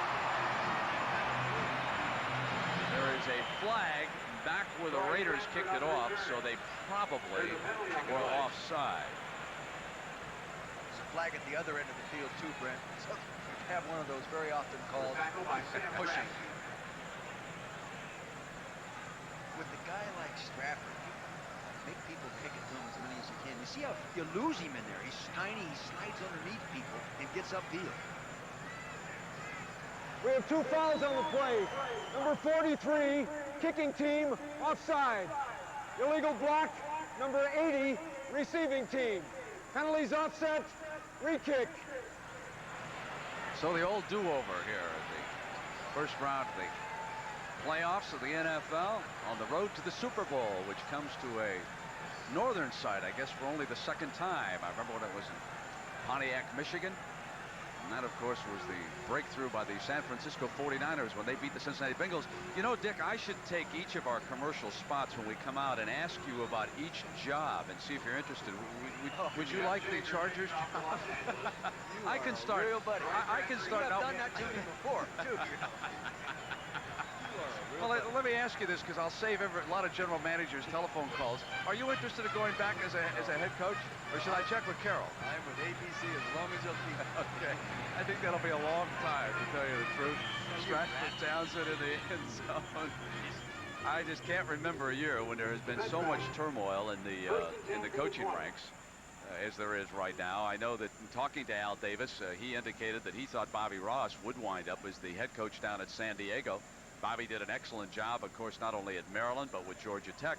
He also told me that Chuck Knox could be headed for the Los Angeles Rams, that owner Georgia Frontiere has always liked Chuck, who was once the head coach of the Rams, and that he indeed might be headed back down there, but Al said he doesn't think that that deal is concluded. And, of course, the shocking news in Cincinnati, but that opening has been closed as young David Shula steps in there and becomes the head coach. So here it is. First down, final seconds of the first half. Low-scoring first half. Raiders and the Chiefs plagued by turnovers, and it's a 7-3 score with the Chiefs ahead. You know, the Chiefs playing totally out of personality. They are not a turnover fumble football team, and they have played that way today. The end of our first half. And we'll return with halftime activities after this message from the NFL and a word from our ABC station.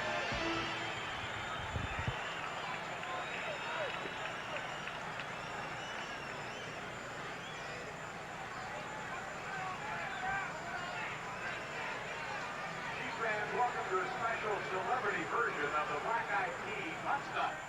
Today, Casey Wolf hosts Chiefs media partners John Hart from KCFX 101, the Fox Morning Show, and Brian Busby, chief meteorologist from ABC affiliate. I don't know. I don't hear. They haven't given me a test. Yes. No. Let's hear it to these brave contestants as they try their hands at the art of podcasting.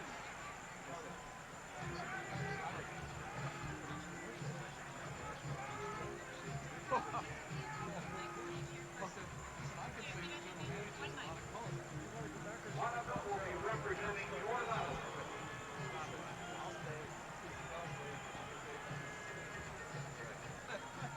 Up first, representing the lower level, the one and only Casey Wolf. Hello, test. It's not a good game. He's got it! You got it, babe. How about that Wolf?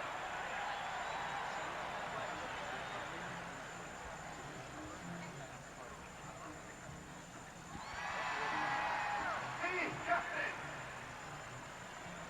The Wolves 2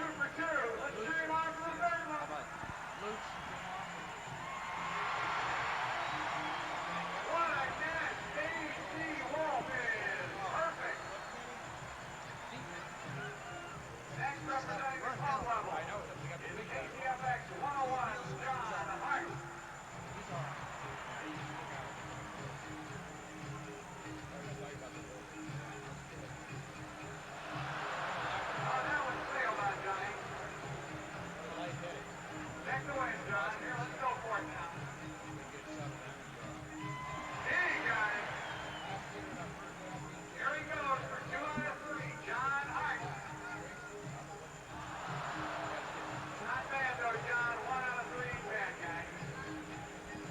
And last, but certainly not least, from the upper level, from KMBC TV9, meteorologist Brian Busby with the helmet.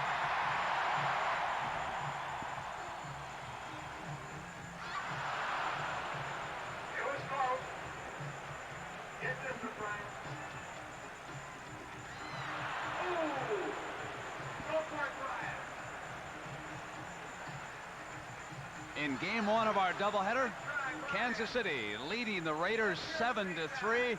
Game 2, New Orleans will be hosting Atlanta. Let's send you down now to Frank Gifford. Frank. Balls and gift certificates to the Black Eyed Pea Restaurant.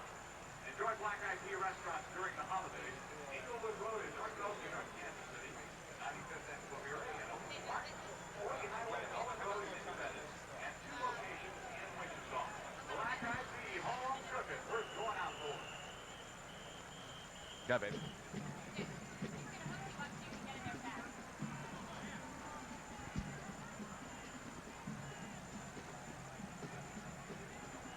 Ladies and gentlemen, would you please welcome the Blue Springs High School Golden Record Marching Band from Blue Springs, Missouri. Today, the 200-member band will perform the House of Life of the Country, Green Mile, and Johnny Combo. The band will close their heads. You got one into it, and then you got a nickel robber. Yeah, nickel robber, right.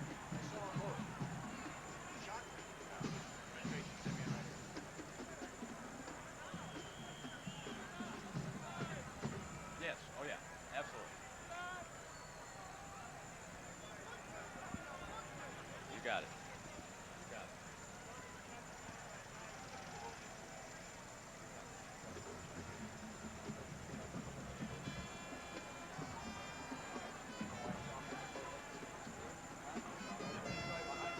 Then he starts laughing.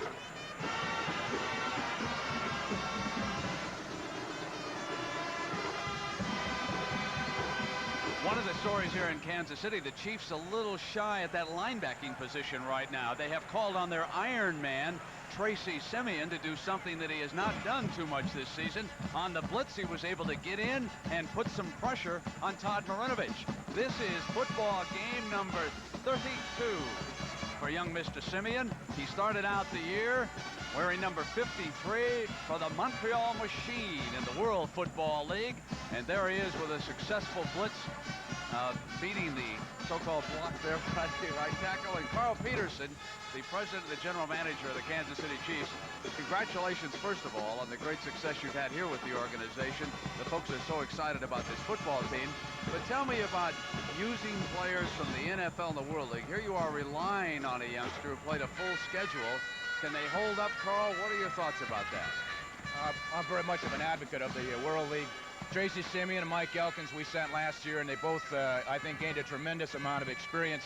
The experience that we can't give them, which is game experience. As you know, we've passed a rule now in the National Football League that each team in the NFL will supply 4 players to the World League, and I think it will improve the quality of play. More importantly, will give these young guys what they need is game experience. Carl, what about coaches? I would think it would be a great place for some young assistants to go and try their hand out as a head coach in professional football. There's so many openings, for example. Why not use the World League as a feeding ground? Well, absolutely, and we've discussed already in our meetings the possibility of sending our special teams coaches to the first couple weeks of training camp in the World League, because when you only have a coaching staff of 4 assistants, that's the part that gets neglected. Carl, congratulations. Well, thank you. All right. Now, coming up, I want to remind everybody that there's more football coming your way on spring. The premiere of the World Football League, March 22nd. The New York, New Jersey Knights will travel over to Wembley to take on the league champion London Monarchs, or the Ohio Glory and the Orlando Thunder. And Dick Vermeil, I'm sorry I won't be with you this year. Yeah, I'll miss you those copped out. I'll miss those. I'll tell you. drinks, all right? Yeah, I'll go to the pubs for you. Okay. What are your thoughts as we look ahead to the second half here now between the Chiefs and the Raiders? Well, I think the Raiders gained some momentum. The Chiefs buried themselves a little bit with the turnovers, and so did the Raiders. But the Raiders were running the ball well late in the second quarter with Bell, and that's going to give the Chiefs some problems in the second half, especially if they can't come back with those starters on defense. Yeah, and Kansas City missing a couple of very important field goals in the early going in this game, too. So it is 7-3. Chiefs lead the Raiders, and we'll be right back.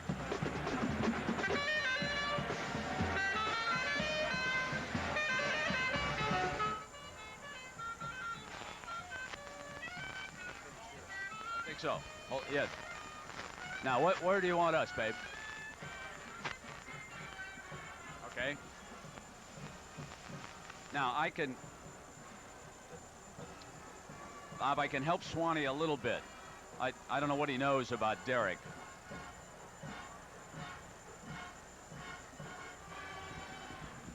Yeah. I'm by the locker room trying to find out what's happening with Derek. No one has any information.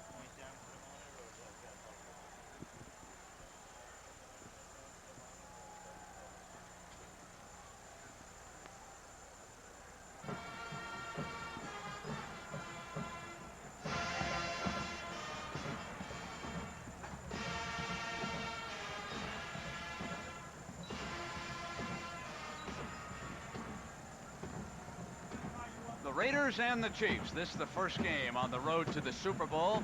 The winner will not know who they play, pending the outcome of tomorrow's game between the New York Jets and the Houston Oilers. That will determine which of the teams winds up in Buffalo. Both the Raiders and the Chiefs feel that they will wind up in Buffalo. And of course, a year ago, the Raiders lost the AFC Championship to the Bills. They were hammered 51-3. So the second half is coming up here from Kansas City.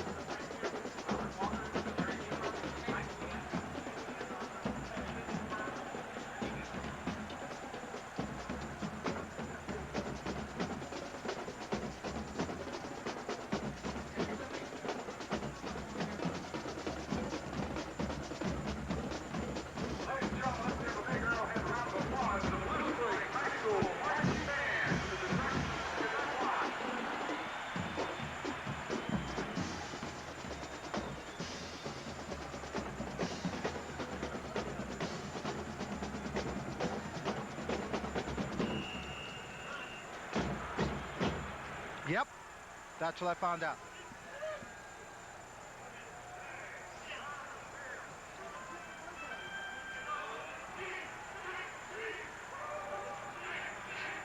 Test. Yes, sir.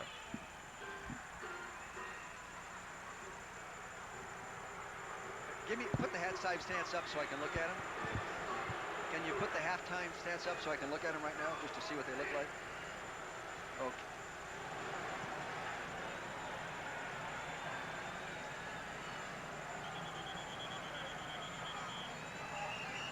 Well, there are some questions regarding several members of the Kansas City Chiefs. Let's start by going down to Lynn Swann. Lynn? Thank you, Brent. The most important question, I think, revolves around Derek Thomas. He came out in the ball game, went into the training room. No one knew what the problem was. We found out that his heart has quickened. The pulse in his heart rate has gotten extraordinarily high, and they can't slow it down. Now, no one knows why it's gone up. Maybe it's anxiety, maybe it's stress trying to do such a good job in this ball game. But until the heart rate comes down, he will definitely stay out of this ball game.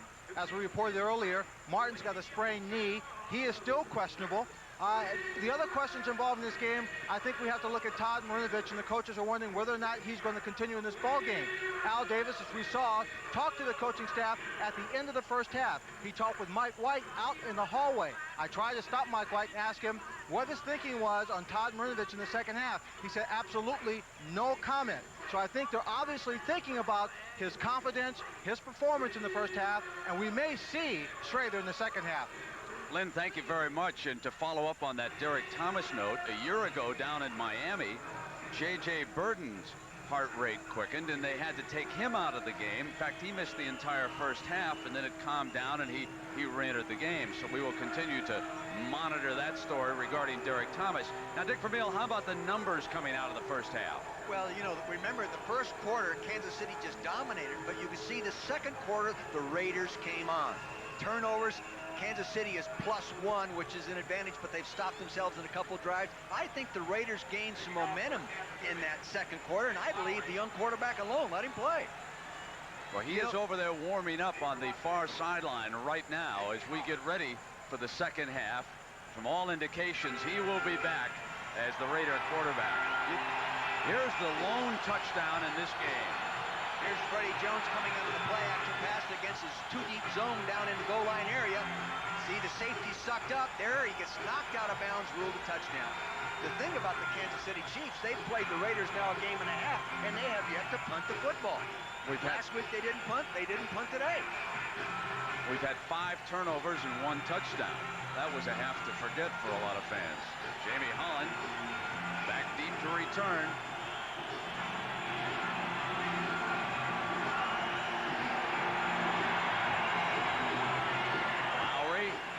One high and short. Holland out to the 30-yard line, and we get word from the Kansas City Chiefs that Derek Thomas will not play in the second half. He is finished for the game. And also, Rob Thomas, who suffered a concussion, one of their wide receivers, he too is lost. And there is another wounded Chief at the 30-yard line. Oh, God. So the injuries starting to mount here against Kansas City. Well, see, when you lose a guy like Derek Thomas to the Raiders offensively at halftime, now they're in there, they're changing pass protections. They're going to go help somebody else and single up the outside linebacker taking that spot. Let's take a break, and we'll be right back.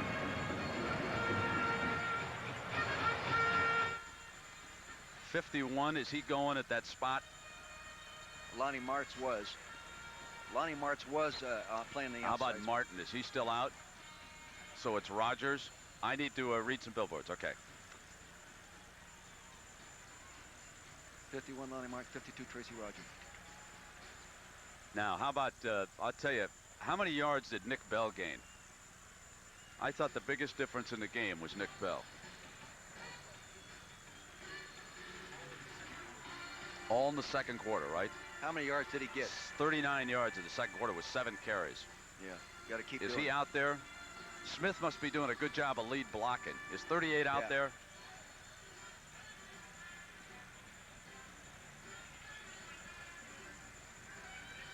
Who gets hurt?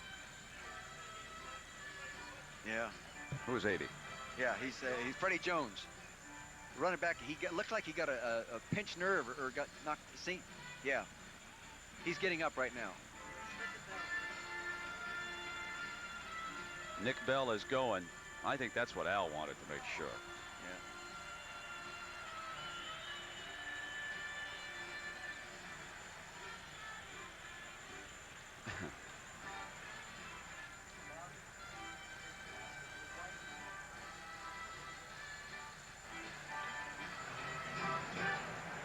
Fred Jones being assisted and helped off to the sideline. Injury does not appear to be serious. Marinovich and the Raiders with a first down on their own 30-yard line. I would anticipate them coming back and doing what they did best in that late second quarter. Run the big running back, off tackle, inside, outside. That would be Nick Bell, who rushed for 39 yards in the second quarter. He gets the initial call here in the second half, and he picks up another 4 yards. And we remind you that ABC Sports coverage of the Los Angeles Raiders versus the Kansas City Chiefs is being brought to you by Chrysler Plymouth, a division of the Chrysler Corporation, and by cold-filtered Miller Genuine Draft and Miller Genuine Draft Light, taking the country by storm. Another fallen player, Danny Salamua. He really is the heart of that defensive front because he's their nose guard. Now, their backup nose guard is named Sims, number 95. He played his best football game of the year last year. Chris Martin is back on the field, Brent. But this guy is a real force inside. There's Chris Martin, and he is the leader of the defense.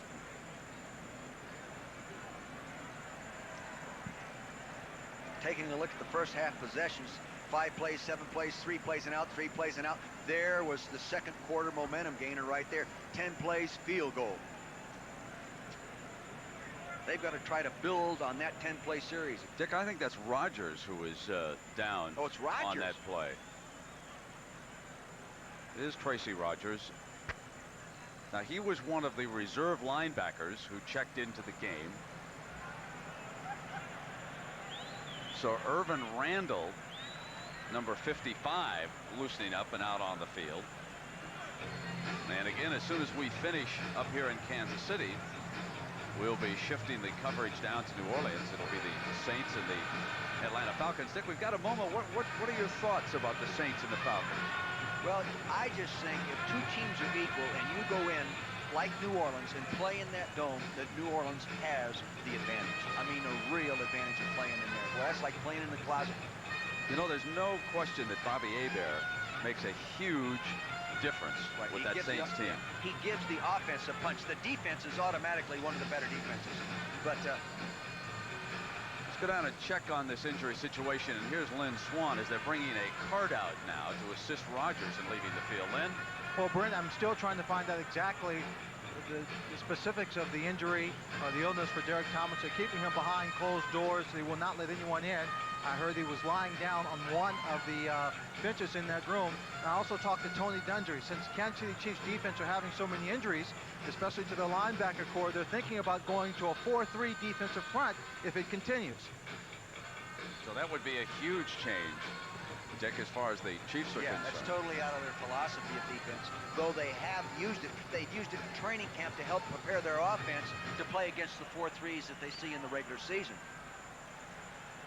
There are a couple of things that coaches throughout football, be it high school, college, or professional, have no control over, and they fear. And one, of course, is injuries, as Rogers is being helped off the field. The other is turnovers. You always hear coaches say it's just that will determine the outcome of a ball game. And I think one of the things is the fact that they can't control that, and it's just something that that happens in a game. Well, you know, there are some teams that do a better job taking the ball away and preserving the ball and not giving it away. Kansas City has been one of those teams. And the Raiders have not been protective of the ball here so far today. They have to feel happy that they're down by only 4 as Bell and the big rookie from Iowa to the 37-yard line. It'll be third down and about 4 yards with Bill Moss coming underneath. Now, who does the pressure fall on as far as the Chiefs' defensive players are concerned right now?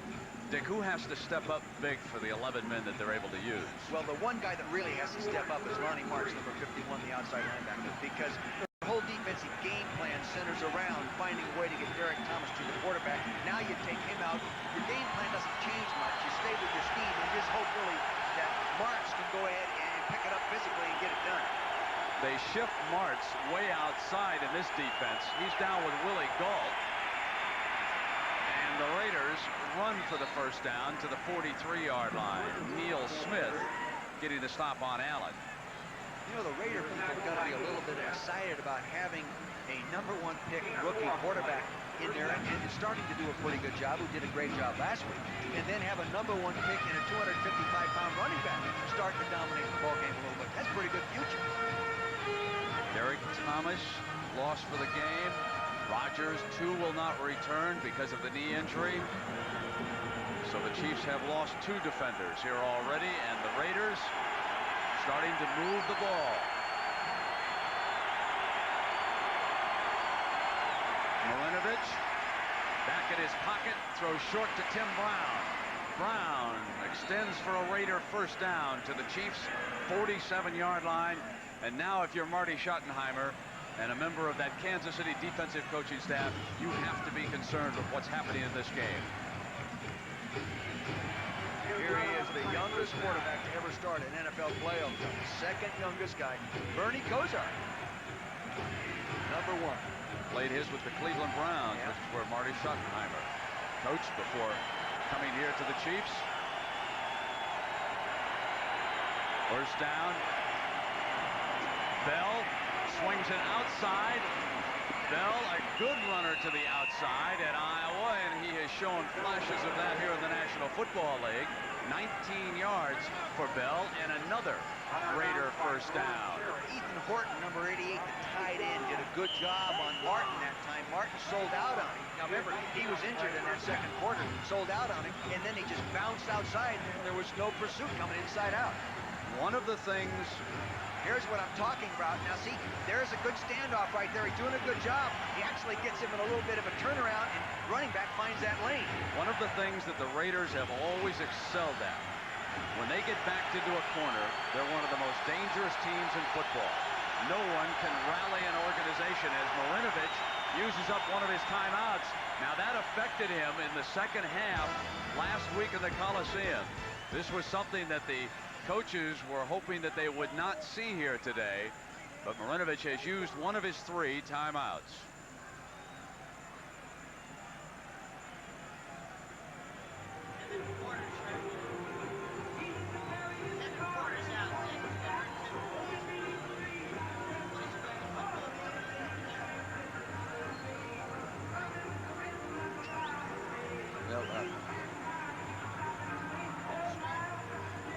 How far was it?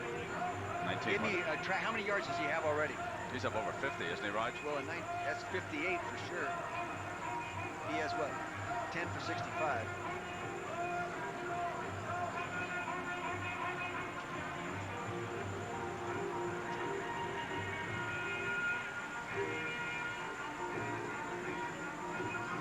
They're going to try to win this game running.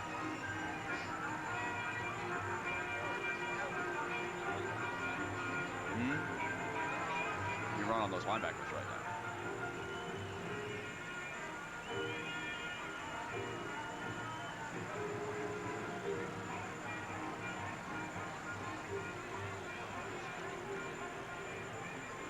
Oh, it's like how many starters are not there of the 11 now?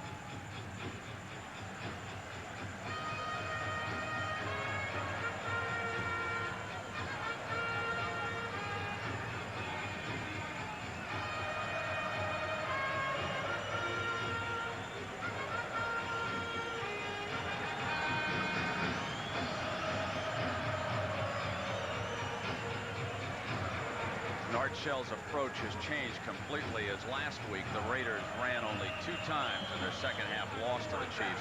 Already they have run 4 times, and they may have discovered another emerging star in Nick Bell. Well, I tell you, he's carried the ball 10 times for 65 yards. You might as well put the saddle on him and ride him. Let him run.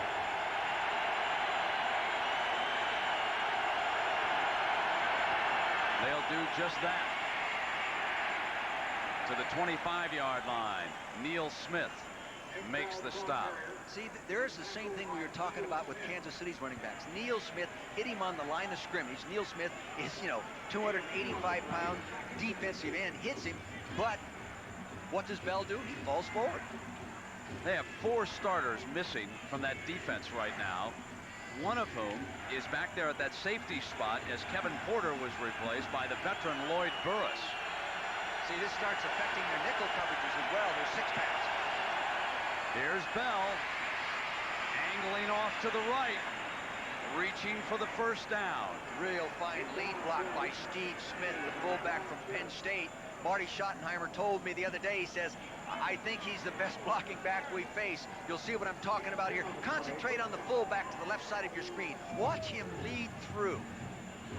Watch him lead through. There's the hole. Boom! Look at that nice block. Really stick and stay, shoulders in good position. Nice job. You know, getting back on that point about the Raiders and Al Davis, he didn't like his start time. He didn't like a lot of things, but that was just the rallying cry that this organization uses. They love it when it's us against the world. And right now, it's them against the Kansas City Chiefs with Bell pounding down to the 10-yard line. Mosbar, excuse me, Brent. Mosbar and Wisniewski are controlling the inside there right now. They are controlling it. The Raiders have come to run here in the second half. Marinovich has thrown 2 interceptions already.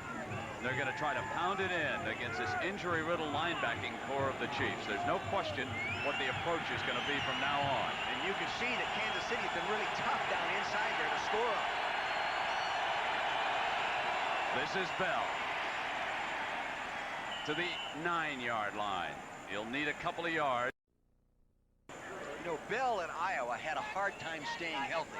He'd have one great game, and then he'd be dinged for a few ball games and never flash again, and then he'd come back and play well again. But remember, we saw a game tape of him against somebody that he just played outstanding a year ago. I think it was against Illinois. He dominated the game. Yes, it was. See, this takes a lot of pressure off of Marinovich. Here's the third down.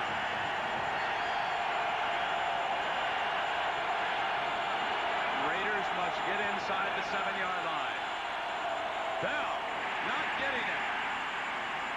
The Chiefs defense holds as Neil Smith is really standing tall for the Chiefs right now. Yeager ready to come on the field.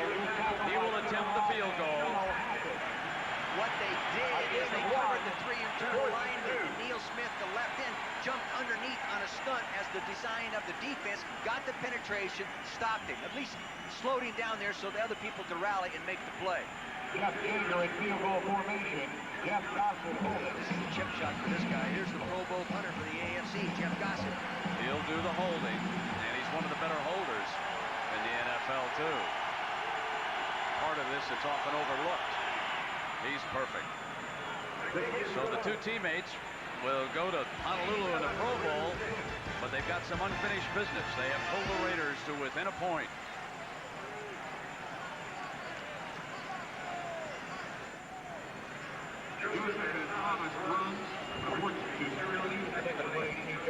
No, but I saw him down, and he's being worked on the bench. Yeah. Chiefs fans, after the game, what did David Perkins tackle your appetite and outstanding for delicious and go for the extra point with a nice fresh offense from the bakery. Huh? Family restaurants and bakery. Well, the thing about this is they won't be able to, these guys ain't coming back next week.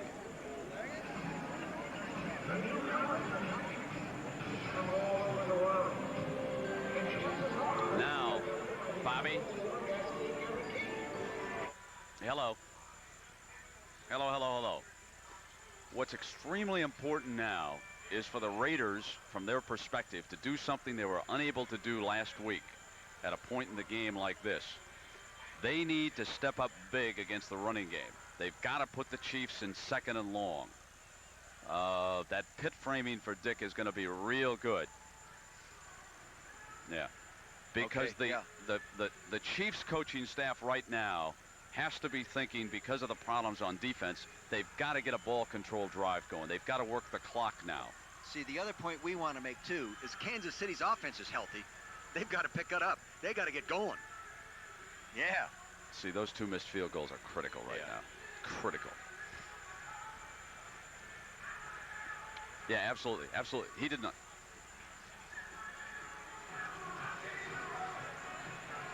Boy, there's some weary, tough faces down there. Both sides playing defense.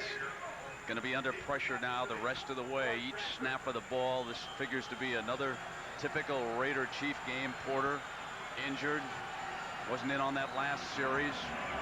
There's the kickoff by Yeager. With that height, it's easy to cover that one. Stratford bringing it out. Stopped short of the 20-yard line. Raiders starting to play with some of that old-fashioned Raider enthusiasm. Now the key will be that defensive front. Can they stop the Chief offense? Well, you know, the offense is healthy. You know, the defense has got 4 guys off there, but the offense is healthy. They've got to pick up the slack now and get one of those good drives going again. Just to give you an idea, on the first drive of the game, which came up empty, Kansas City snapped the ball 17 times. On their last 5 drives, they've had only 13 snaps as the game slowly starts to turn around. Now, the Chiefs will try to regain control of it behind their veteran quarterback, Steve DeBerg. This is Barry Word, the hammer to the 20. Scott Davis steps up defensively.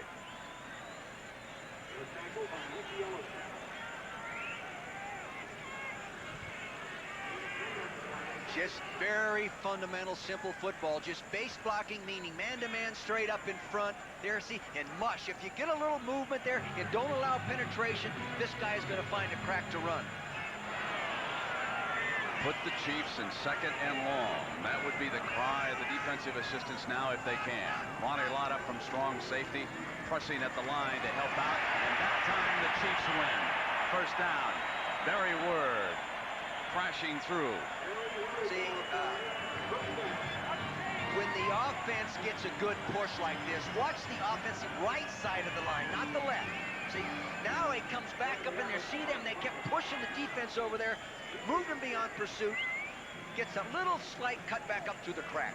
How many times have we seen number 42 defensively with the 49ers, now with the Raiders? He'll take you to the hit on defense. No one hammers you quite like the veteran Ronnie Lott. Yes, he's slowed up a step, not as good as he used to be, but still good enough to intercept 9 passes, including 1 in the first half. They have moved Lott over to a corner position to the tight end side, where he can get in that off-tackle hole and out of the deep safety position. They have moved him from that position where he came up on the play fake, remember. On their touchdown, it was Ronnie Lott who stepped up and froze a step, and they ran past him. And that is something that they were able to do last week as well. So Lott now moves over to the left corner.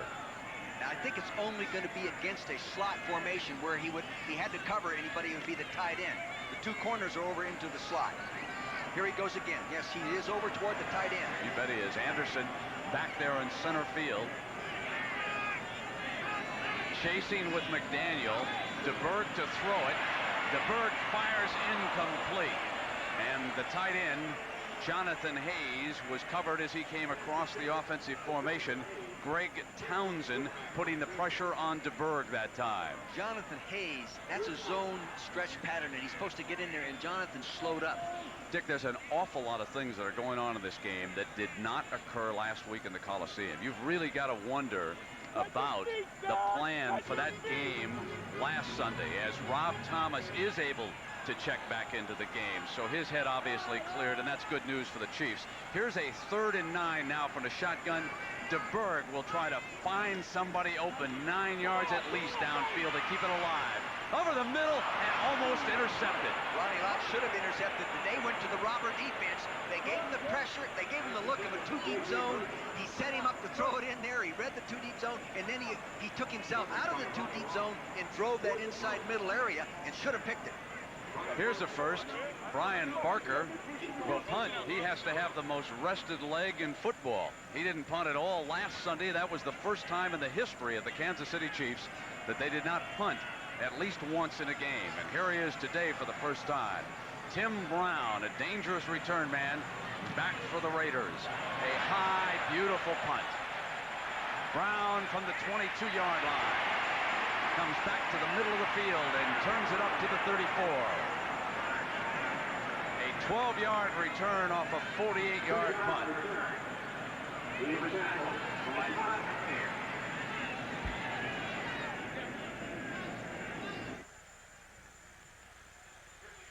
Okay, Friday. They're gonna. How much time's left in this quarter? Well, how much time? 5:44. They're gonna bring the hammer again, boys. They're gonna bring the hammer.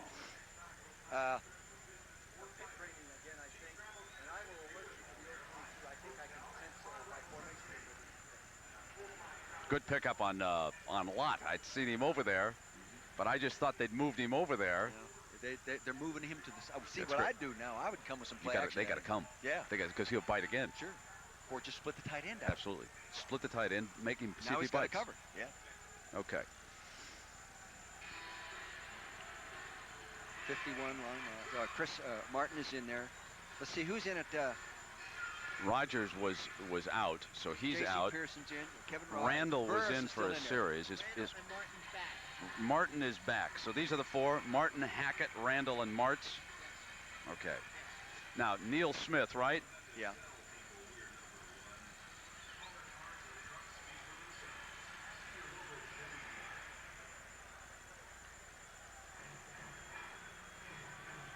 Yeah, Okay. great. Yeah, wait until it happens. I look on my telestrator monitor. I see that last third down pass. Are you coming back with some?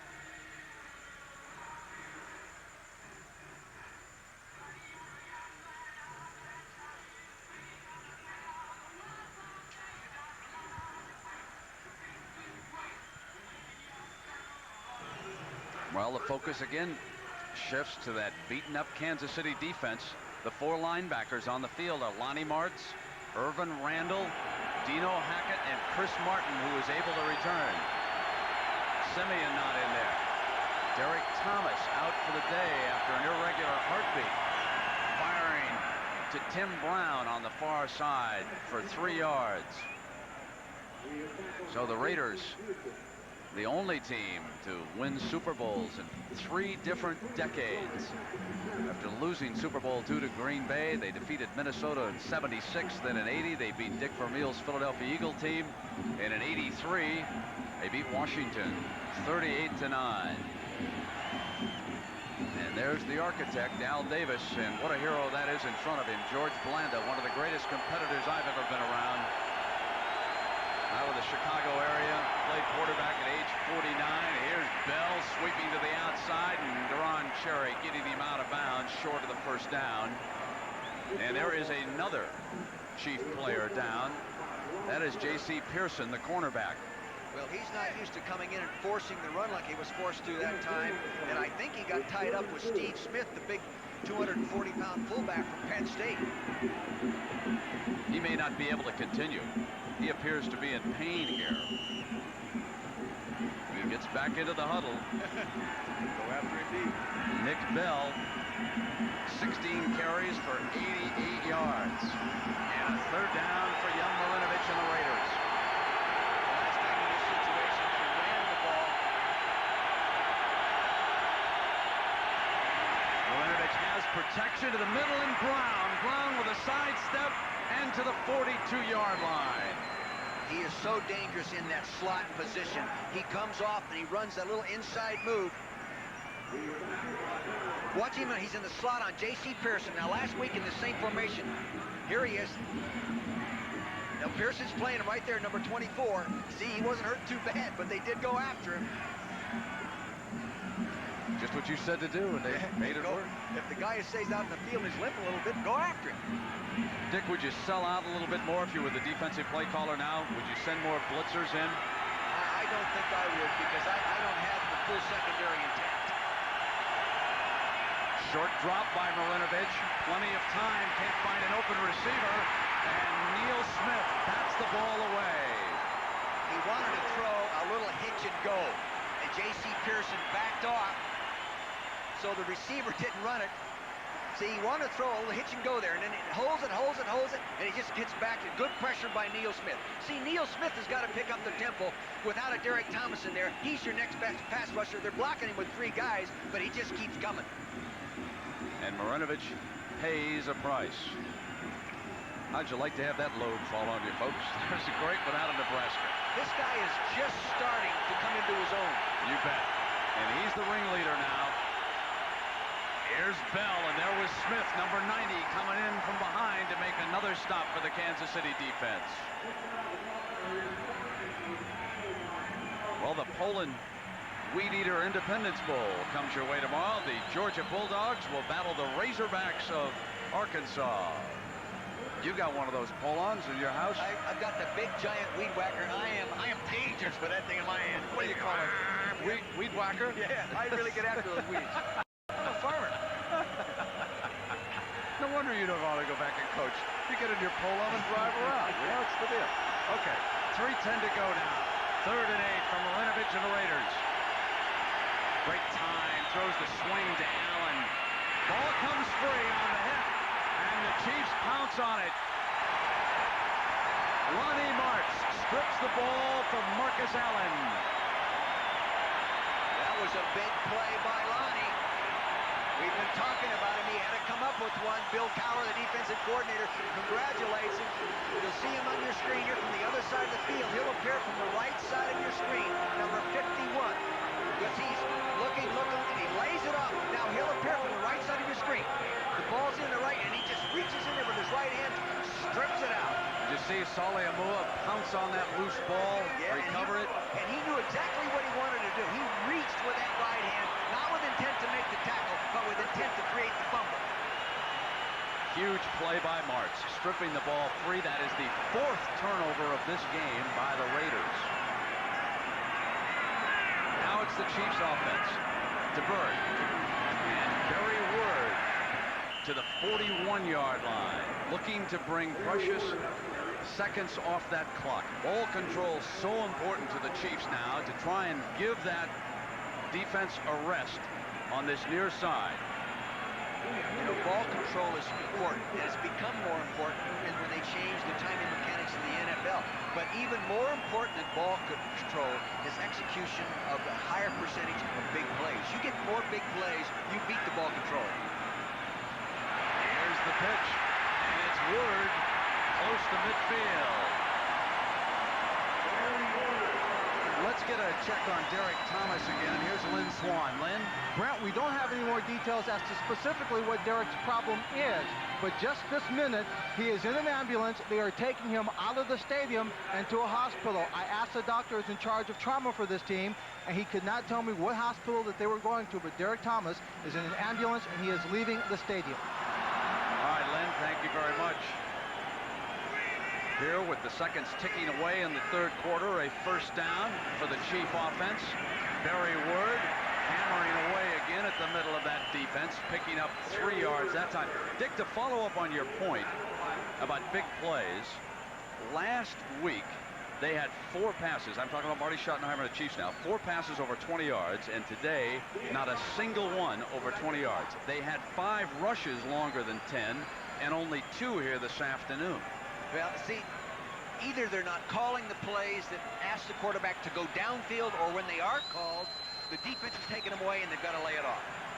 So you think maybe the Chiefs should open it up just a little bit? They've got to get the ball downfield. And here's Barry Word running free. There's their best play of the game as far as a running back is concerned. 19 yards for Word. First down at the Raider 27-yard line. And again, that faking ability of DeBerg. Here it is, good double team block right here. Kick out by the fullback and bring the backside guard through. Fundamental play, run by good college teams, good high school teams. Woody Hayes would love it. Look at that hole up inside. Great double team, good coming off by Jonathan Hayes. Gets a brush block downfield, long gain. We were talking about gains of better than 20. There it is. And Christian Okoye replaces Word for the first time in the Kansas City backfield. Gets his initial carry of the game to the 25-yard line. Now, your feeling is when you got a hot back, you leave him in the game. You don't like to see fresh runners come into this situation. I don't, because I've seen fresh runners fumble the ball. You know what shook up this whole series? Is on one of those running plays, just a few plays back, they tossed the ball and went outside wide. That's the first time they've gone outside. That stretches the defense. And we'll return with the 4th quarter. It's the Los Angeles Raiders and the Kansas City Chiefs. Right after a word from our ABC station.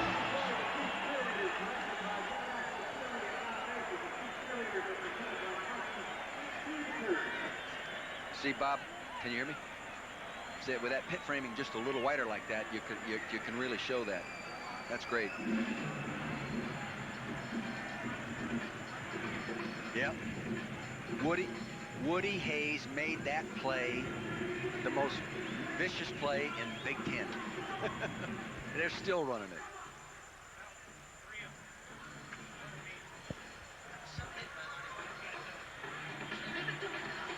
Martz's play, if they go in, is the biggest play of the game.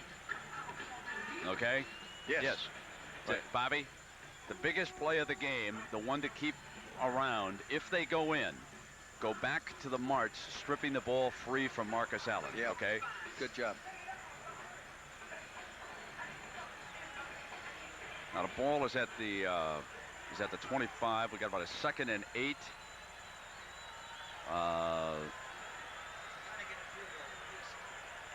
And you know what? I gotta get a field goal. That ain't a guarantee. No. That ain't a guarantee. Hey, we did this to the Cal guy, remember? In the big game, had with the #1 field goal kicker in there. We went in there and he didn't make it. Don't tell that to any kicker. No, I won't. These guys are wacky enough.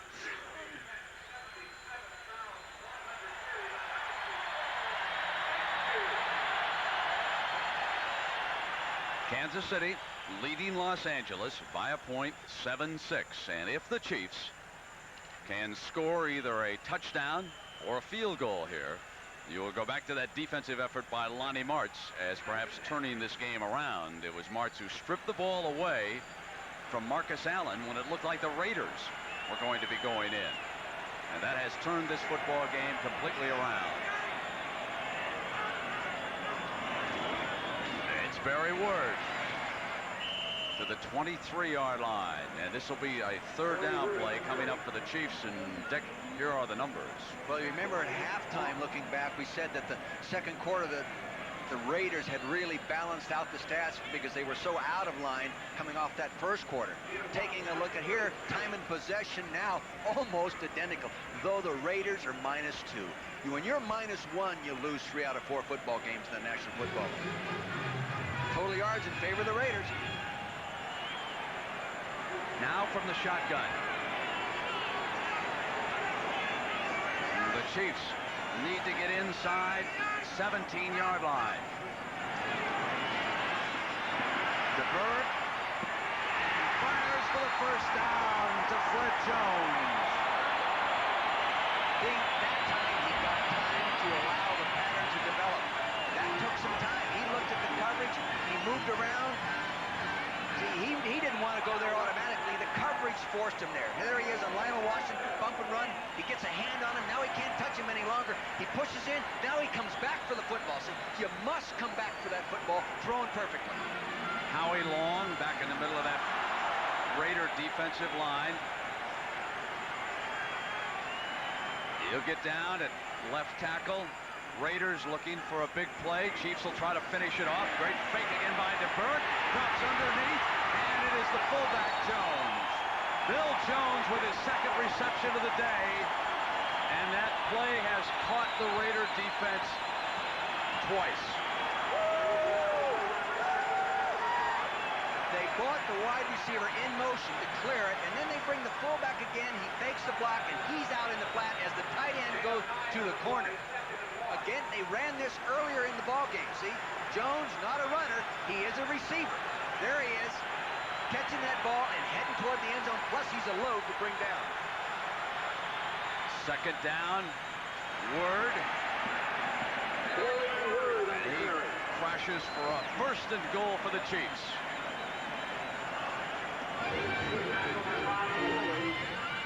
Marty Schottenheimer. Well, I tell you, over the last few years, has anybody done a better job than Marty Schottenheimer? They have struggled, and didn't Lott say that in the opening piece? He was concerned about the 4th quarter. First down.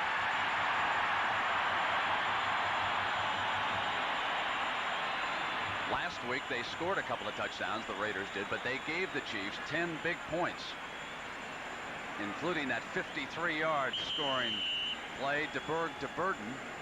Now 1st and goal. Jones in front of Word. You would think that that would be the call. Word battling toward the goal line. Down just short of it. Winston Moss making the play defensively. He was tackled by Winston Moss. fullback, Bill Jones, 43. He is the lead blocker on all of these plays. And I talked to him on the practice field the other day, and I asked him about it. He said, my neck is 2 inches shorter from the start of the season to now. 43. Now watch him get the kick out block right there. He kicks it out, prevents the penetration so the running back can turn back up inside. James Saxon, number 21, checks into the backfield. They have 3 running backs. And it is Saxon at the tailback spot behind Jones, and Word will come behind the 2 of them, reaching for the goal line. Carry Word on the carry. See, Saxon is another big back out of San Jose at 235. He's a fine blocker and an excellent special teams player, and I have seen him run real well during the preseason. Third down is coming up, but I got a question. What do you do if you're Kansas City and you just miss by inches again? You go ahead and, I think, run it. So you've got 2 plays here to put it in. You wouldn't kick the field goal if you come up just inches short. I think so. I think now this is third down coming up. Remember what the Raiders did in the 4th quarter last week? A couple big plays. Hey, they brought the game back. Well, certainly Marty Schottenheimer and his staff have already made that decision. 3rd and goal. Word again, and I believe he's short of it. He was stuffed down there. Ronnie Lott stepped up along with Ellison. 7-6. The field goal would put at least them out of the reach of the field. The boos, the reaction for Nick Lowry. They're going to go ahead and kick it. Real good back linebacker play. You'll see the linebackers come up over the top. The defensive line. See the linebackers up in the air right there? Excellent play by Ricky Ellison. Excellent play. Now, the thought here by Schottenheimer is if you add the field goal, you're up by 4. And that means it would take a touchdown to beat you. You could not lose to a field goal. So he's playing a numbers game right now. That's why he's going to have Lowry attempt this field goal. An 18-yarder, and of course, that's just a huge number. The fact that he's never missed 3 in a game, and he hasn't missed 3 here today either. He puts 3 up on that scoreboard. It is Kansas City 10, the Raiders 6.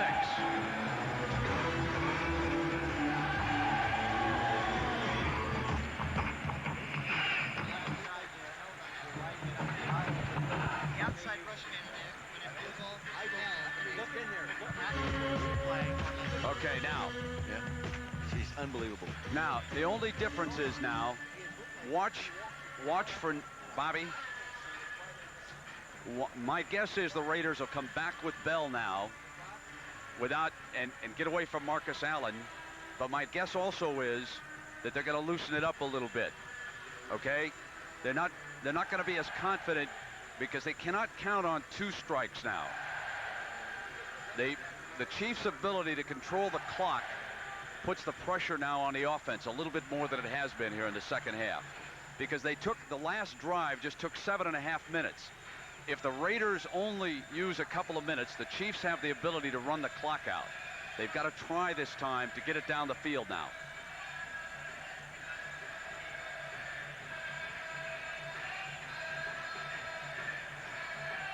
Jimmy, is just run it. I want to see who it. are we going to put back here? I want to see what happened here. Just one deep guy. Yeah. Yeah. No, that's all right. Forget it.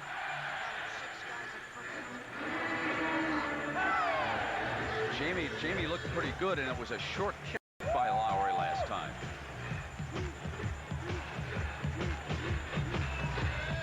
Lowry's field goal making this a 10-6 game. And remember the last time on the kickoff, Lowry kicked it high but short, and Jamie Holland was able to give the Raiders pretty good field position. One thing working against the Raiders right now is Kansas City's ability to dominate the clock. They took 7.5 minutes off with that field goal drive. We've got 10:26 to go in the game. They have to be thinking touchdown right away. They've got to go after it here and not rely on 2 scoring opportunities left in this game. They've got fun. I just keep doing what I've been doing. And what they've done best. They may loosen it up just a little bit more right now. They may give Marinovich a little more of an opportunity here. We'll have to see. Lowry this time takes it a little bit deeper to the side. Holland has got it in the 8. Cuts back to the middle. And Holland in a foot race again gives them good field position as he gets beyond the 30-yard line and out at the 32. So Jamie Holland, who played collegiately at Ohio State, he was recruited by Earl Bruce while Earl was still there with the Buckeyes, was a wide receiver. for that team, and now it'll be the Raiders coming back with young Marinovich. Boy, you would never know that this is only his second start. Those numbers are not nearly as impressive as a week ago, but his behavior has been. He's turned it over 3 times here today, and he remains unruffled, calmly bringing this team back up to the line. What a future he has ahead of him. 1st and 10 now for Los Angeles. They're going to throw it on 1st down, and he'll drop it off to Fernandez, who's working his way underneath. Hammered at the 41-yard line by Chris Martin, one of the linebackers.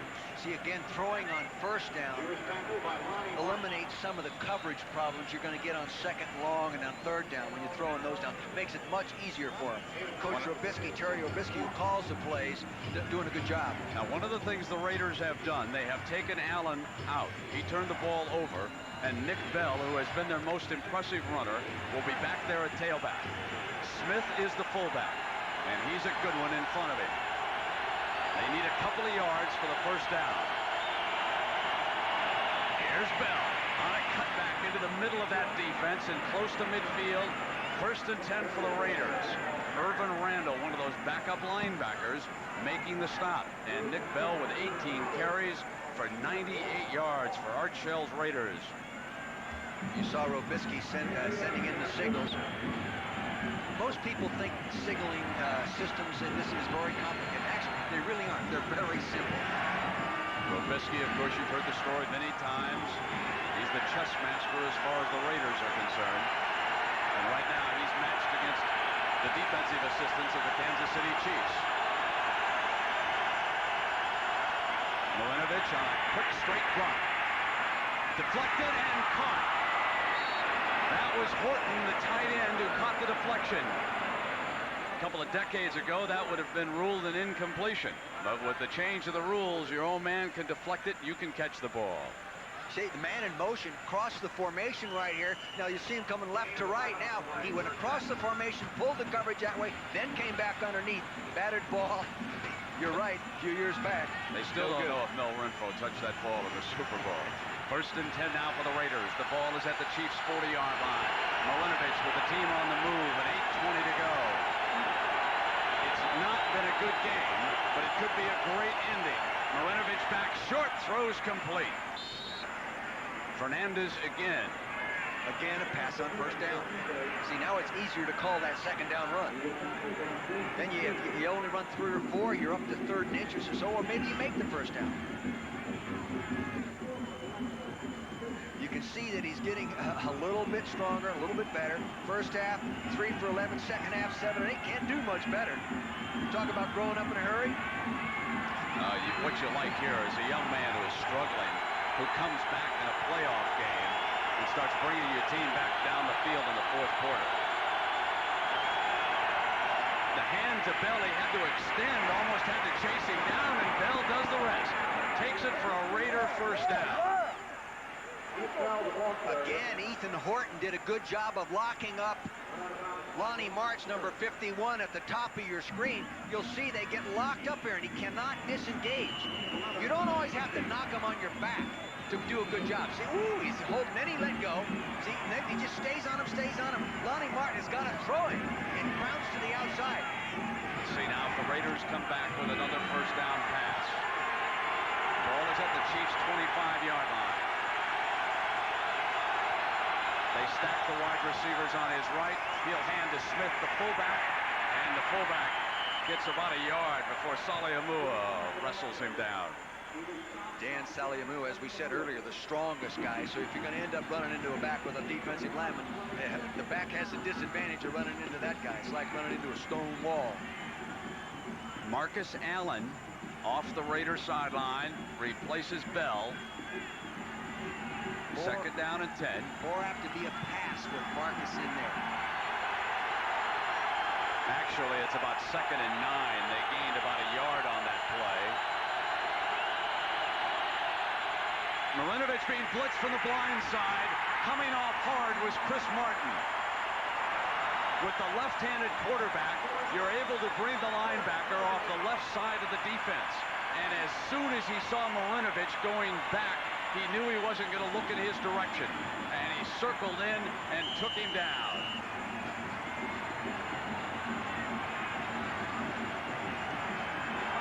Chris Martin beat Steve Wright, the offensive right tackle, to the outside. You'll see him right here. Come right out the outside. Won't have time. Third down. Marinovich with that short drop. Good protection. Throwing high and intercepted. Intercepted by Everett. And Everett down at the 34-yard line. A killing turnover by young Marinovich.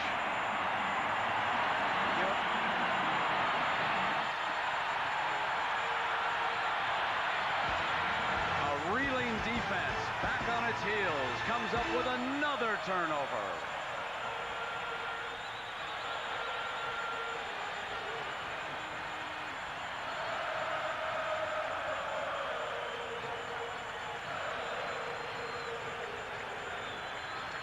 Give me the book on Everett.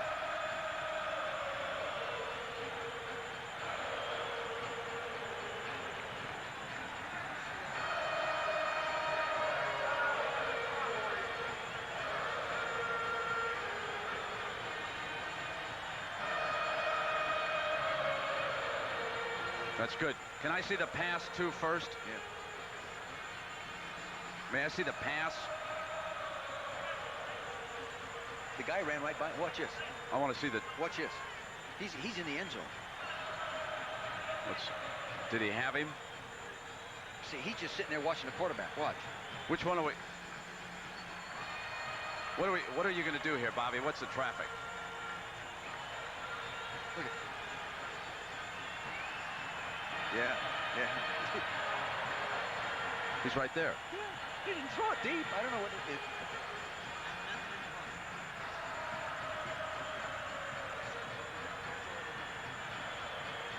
Okay. Who is the receiver down here in the bottom? What's his brother's name? What's Everett's brother's name? Did he play for the Steelers? Lynn. I'll tell you. Everett's brother played for the Steelers?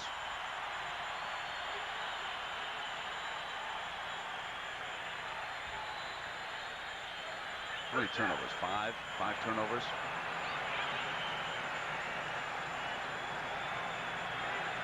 The Raiders turn it over 5 times, 3 of them. Interceptions thrown by Marinovich, who also fumbled, and Marcus Allen fumbled. And when you come into a playoff game and you turn it over 5 times, it's going to be awfully hard going to try and win the game. 5:49. Now Steve DeBerg and the Chiefs, they can go to work on that clock. And they do, with Barry Word, who's been the workhorse, and he has stuffed Ricky Ellison cleaning up. And again, let's go back now to Everett's interception. You can see right here, Everett is back here. The receiver goes and runs right by him into the end zone, and for some reason, Marinovich didn't throw it to him. Now Everett's just playing zone, watching the quarterback. See, now watch, he runs right on by him. See? I don't know what he did that for, but you can see here on your screen, he's going to get decked now. He's going to get over. Oh, I threw an interception. I'm going to make the tackle. No, you're not. Here comes Moss after you. Welcome to the NFL. 2nd and 10 for the Chiefs. Off that fake, DeBerg moves the pocket, deflected, incomplete. Excellent play by Winston Moss, number 99. Fine linebacking play. Ronnie Lott coming over to deflect the ball, and he injured a wrist on the play. Lott in obvious pain.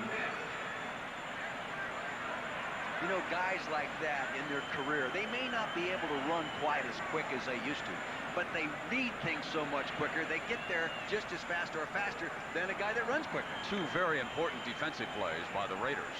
And the Chiefs now, instead of being in 3rd and short, they've got 3rd and 10, and DeBerg will go back into that shotgun. McNair has not been used as a receiver out of that formation yet today. Davis coming hard, and DeBerg goes down at the 25-yard line. The Chiefs are forced to punt. See, they were running a screen, and you don't hold on a screen very long. Raiders just did a good good job of taking away the screen, and the rush just got to it.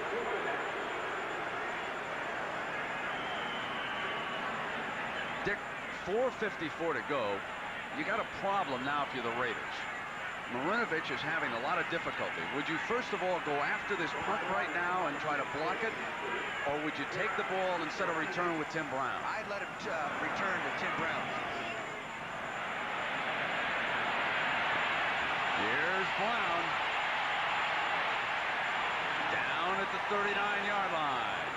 8-yard return off a 43-yard punt. The young man will be coming back with 4:30 to go.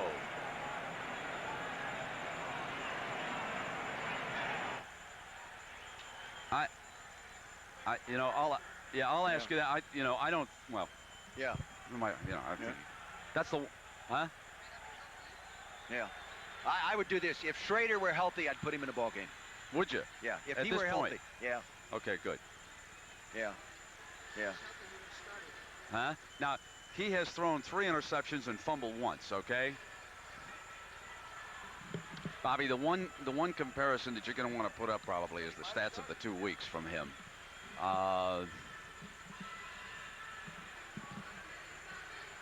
He got rattled. I'll tell you when he got rattled. He got rattled when Martin came off the blind side. Yeah. He wasn't the same. That's the big play so far. Uh-huh. The blitz by Martin off this left side. And I'll tell you what they did. I'll tell you the key on that play. When they split the 2 backs, it's like Dick said, they were going to throw because Allen was in there, and they sent him off the blind side. Yeah, and what they did with the 2 backs, they sent them away from the linebacker that blitzed, so there was no back over there to help. They were flooding one side of the field.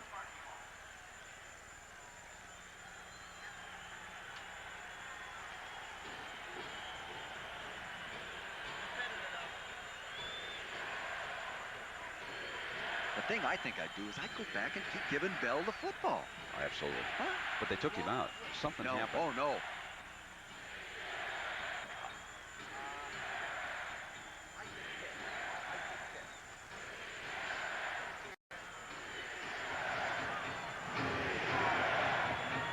Well, Dick, what about Jay Schrader? If you were over there on the sidelines, would you give him a shot here? If he were healthy, I think I'd do it. I really do. You know, the 3 interceptions, boy, it's hard to win and liable to throw the other. I want to say one thing about Yao Marinovich. He will not quit. No, He'll sir. come back. Here's Nick Bell, and he is stuffed. Kevin Porter comes up from his safety position, and remember, he was dinged in the first half and missed a couple of series. This is what Kevin Porter does best. You know, he goes up there and takes him on, and he meets him 3 yards deep, and there's no room to get outside. He flushes it back inside and stuffs the fullback. Nice job by Kevin Porter. Boy, this Kansas City defense has shown a lot of heart today, haven't they? Lost one of their great players in Derek Thomas. Also missing a couple of others. Second down, Marinovich over the middle has Horton, and Horton to the 32-yard line. He was wide open. See, I'm pretty sure they went double zone coverage. When that happens, that onside linebacker has to stop him. Not let him off clean. See, you should not allow that tight end off the line of scrimmage cleanly. He reads the double zone. Good read. He knows what the coverage is. Irvin Randall, 55, working over the left side of the screen. There he hits that seam right in between the 2 safeties. Now they should collapse and make the tackle. But they want help from the linebacker. On first down, drops it back to Smith, the fullback, and he's to the 24-yard line. Good job again by Marinovich. He wanted to throw left. It wasn't there. He turned around and just dropped it to his outlet. The Raiders have 2 timeouts remaining. They used 1 of their 3 back in the 3rd quarter. They trail it by 4 points. They'll need to finish this drive off. They cannot gamble on getting the ball back. They do not need a field goal right now. They have got to go the distance here.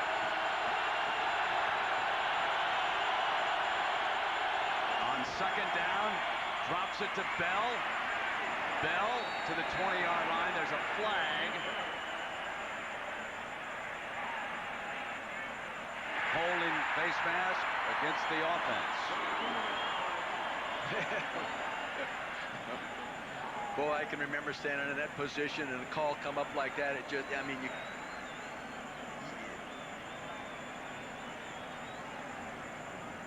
Personal foul Face mask, number 66, offense. 15-yard penalty, second down. You'll see right here, I think he gets left hand out. Now watch.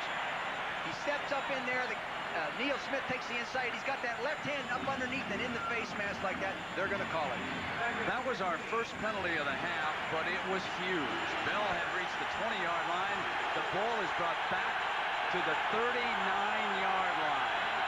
Second down for the Raiders, and another penalty marker comes down.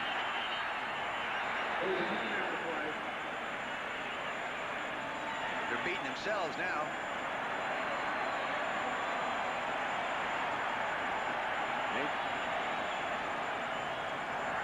Ball start, number 66, offense. And it's right again. And at the conclusion of this game, the Falcons and the Saints, the NFC wild card game. That's next here on ABC. So the Raiders self-destruct. 2.5 minutes to go. The ball put back on the 44-yard line.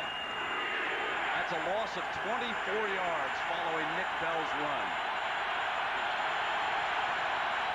They need to get to the 19 for a first down.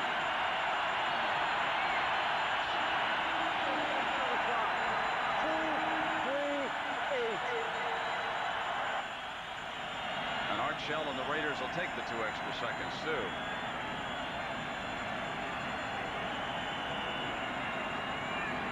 Art Shell has that great demeanor under pressure. He never really appears to be flushed or confused. Well, let's pause 5 seconds to allow our ABC stations to identify themselves.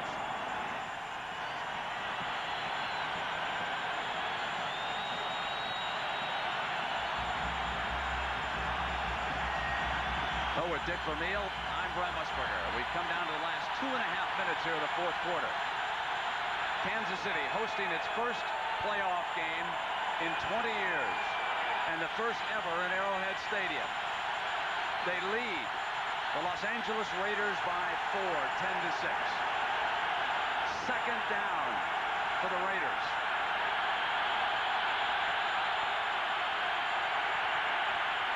Incomplete and batted away by Lonnie Martz with another penalty flag. But for Martz, a second huge defensive play. They're calling a play over here, Brent, opposite the throw, and I think they're calling it on Kevin Porter. Defensive holding is major. That's an automatic first down. Holding, number 57, defense. Huge. 5-yard penalty, automatic first down. Just huge. Here it is. You can see that good protection. He's sitting back. He's looking downfield. Now watch him look right in that hole, trying to get it to him right there. And here comes the linebacker, Chris. That's Lonnie Martz making a nice play there. They split the 2 running backs. And Bell will run behind the left side on 1st and 10 for a couple of yards. Martz making the play, but suddenly, without any flags flying in the second half, we have an avalanche as another one comes down. You know, they called that at 57. He's not even in the ball game, Coach. He's on the sideline.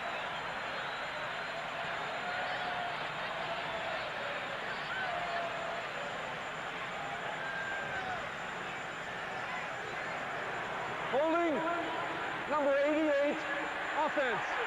10-yard penalty, first down. Here he is, the top of your screen. See, he reaches, he's got him around the waist, he's got that left hand outside. Yeah, see, he's got him. They're going to call out when they see it. Many times they don't call it, even when they see it. So 3 penalties against the Raiders. The ball is back on the 49-yard line. Still first down after the holding call. Milinovich dropping back to Marcus Allen, and another flag.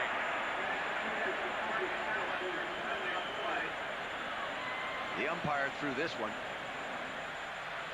Oh my We've God. had 5 plays and 5 flags.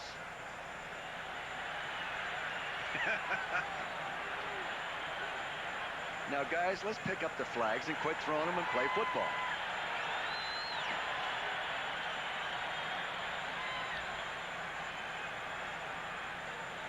Oh. I must say that I think the Raiders have lost their poise on this drive. And that's something that they have tried to feature through the years. That's been Al Davis's battle cry.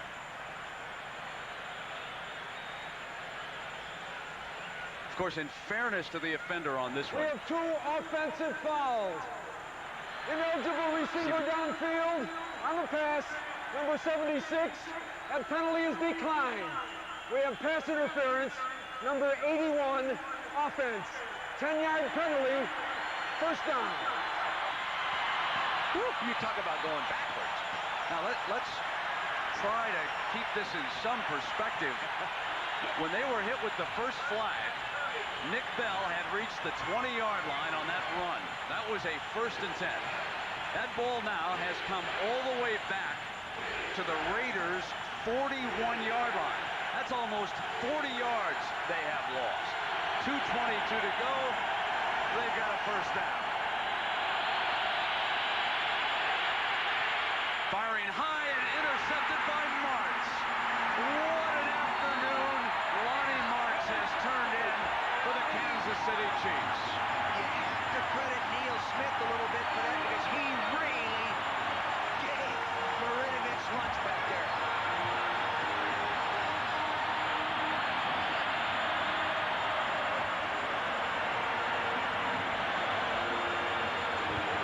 You'll see what I'm talking about here. He feels the pressure. Here it comes. He throws it, and he really gets belted there. Now the ball is batted off the receiver's hands. Horton into Lonnie Martz, and that's the second big play he's made today. He caused the fumble that first time, and the other big play when he stripped Marcus Allen.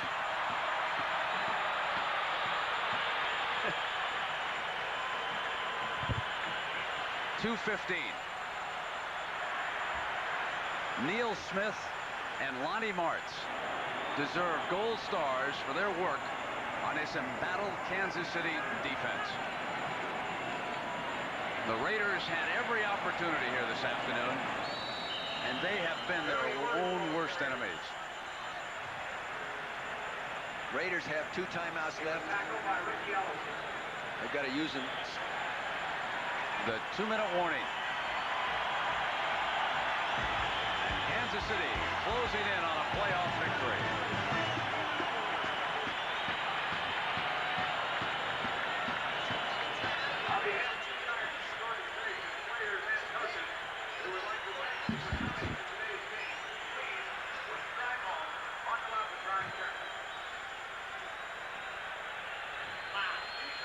Unbelievable. And this is NFL football. This is a dreadful game. This is a playoff game. Yes. I was almost going to turn to you a minute ago and say, Brent, is this an NFL playoff game? I got one for you. Huh? Can I see the Horton interception again?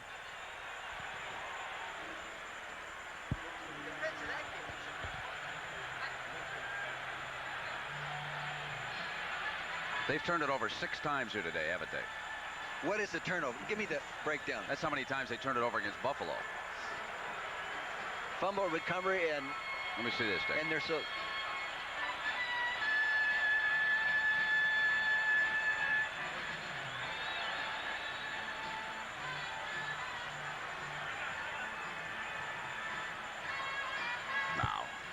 No way. He's reaching back and high. Yeah. That's a bad pass.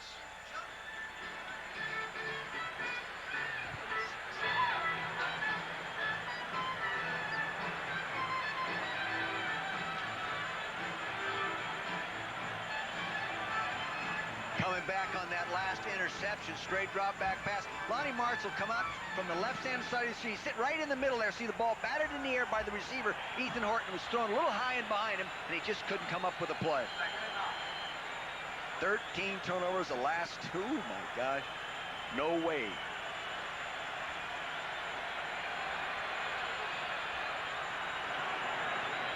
Second down. Steve DeBerg in Kansas City. There was movement. Barry Word got the carry. Greg Townsend jumped into that neutral zone.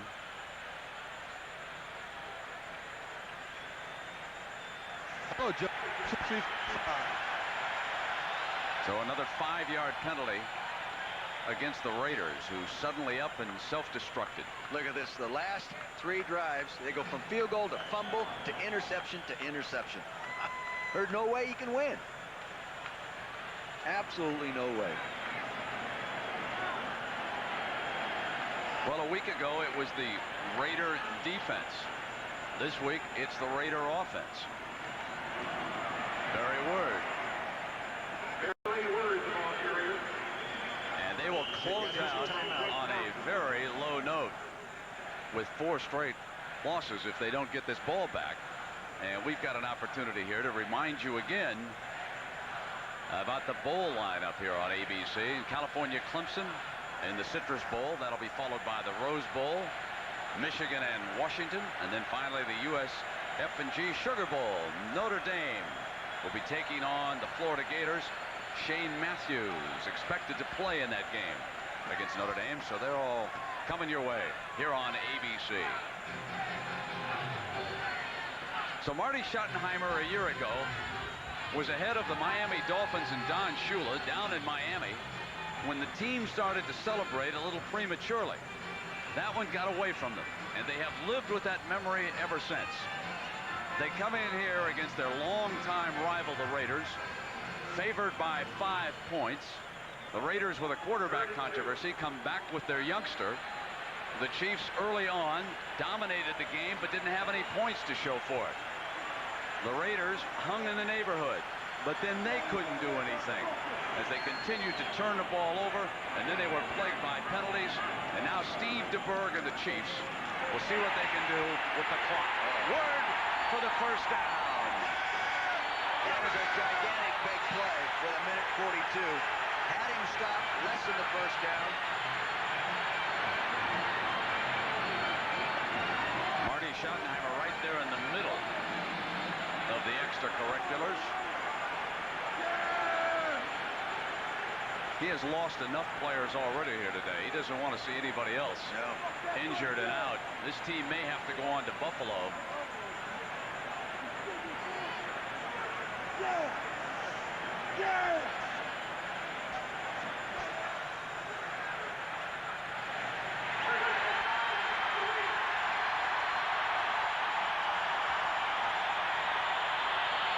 Howie Long was the guilty party. Probably just out of frustration.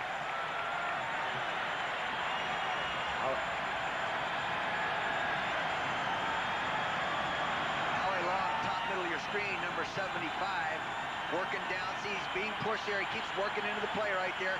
He's right top middle of your screen. Now there's some blocking going on. Howie, here he comes from the right side now. He's going over. Hey, you can't do that to one of my teammates. And that starts it. That comes Jonathan Hayes. Oh my gosh. Here comes Coach Schottenheimer. 6 penalties for 60 yards this quarter. They can flop on this one now. And the Kansas City Chiefs will wait to see what happens with the New York Jets and the Houston Oilers tomorrow. Marinovich and the Raiders will regroup, look ahead to next year, as this telecast is presented by authority of the NFL, is intended for the private use of our audience. Any rebroadcast or other use of the telecast without the express written consent of the National Football League is prohibited.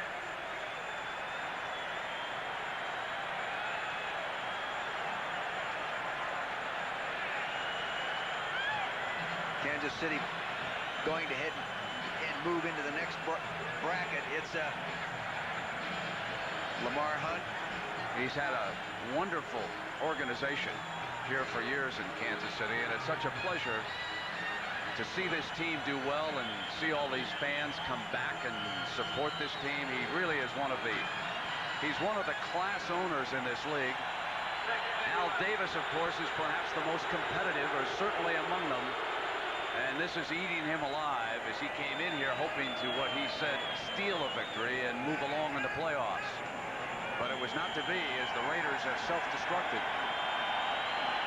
Brent, what I was going to say there before we change those shots is Kansas City, yes, is going to move along, but they're going to have to play a lot better to be considered a threat in that next bracket. Yeah, that's a good point. And also, they've got to be very concerned about the injuries and the problem Derek Thomas. I know that Hank Williams is very concerned about Derek, who was taken to the hospital. He and the Country and Western Star are close friends. They spoke on the telephone yesterday afternoon, as a matter of fact. And here's the young man, Martz, who stepped in.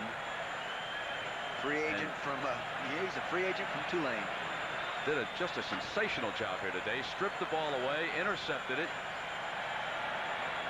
And Lamar and his family up here in their private box with some friends over there enjoying the game.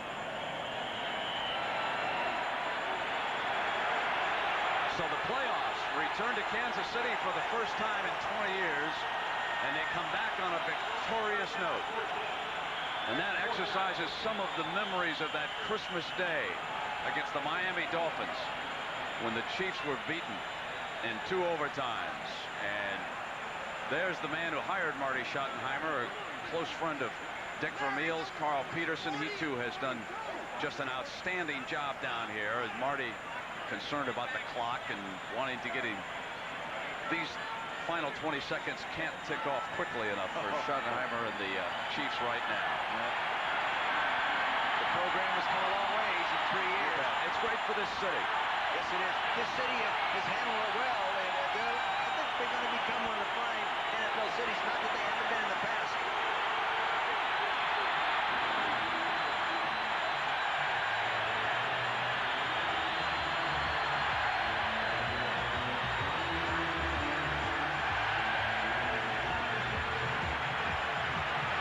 Shell and the Raiders go back licking their wounds. Steve DeBerg, Marty Schottenheimer, and the Chiefs move on to the next round.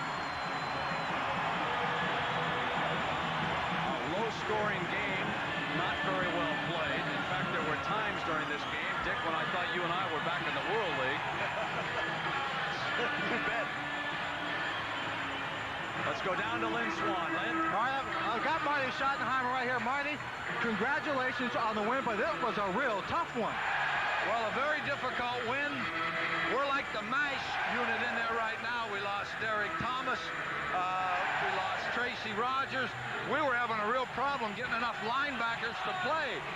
We ended up with Lonnie Martz, number 51, who we've had for 2 years, signed as a free agent.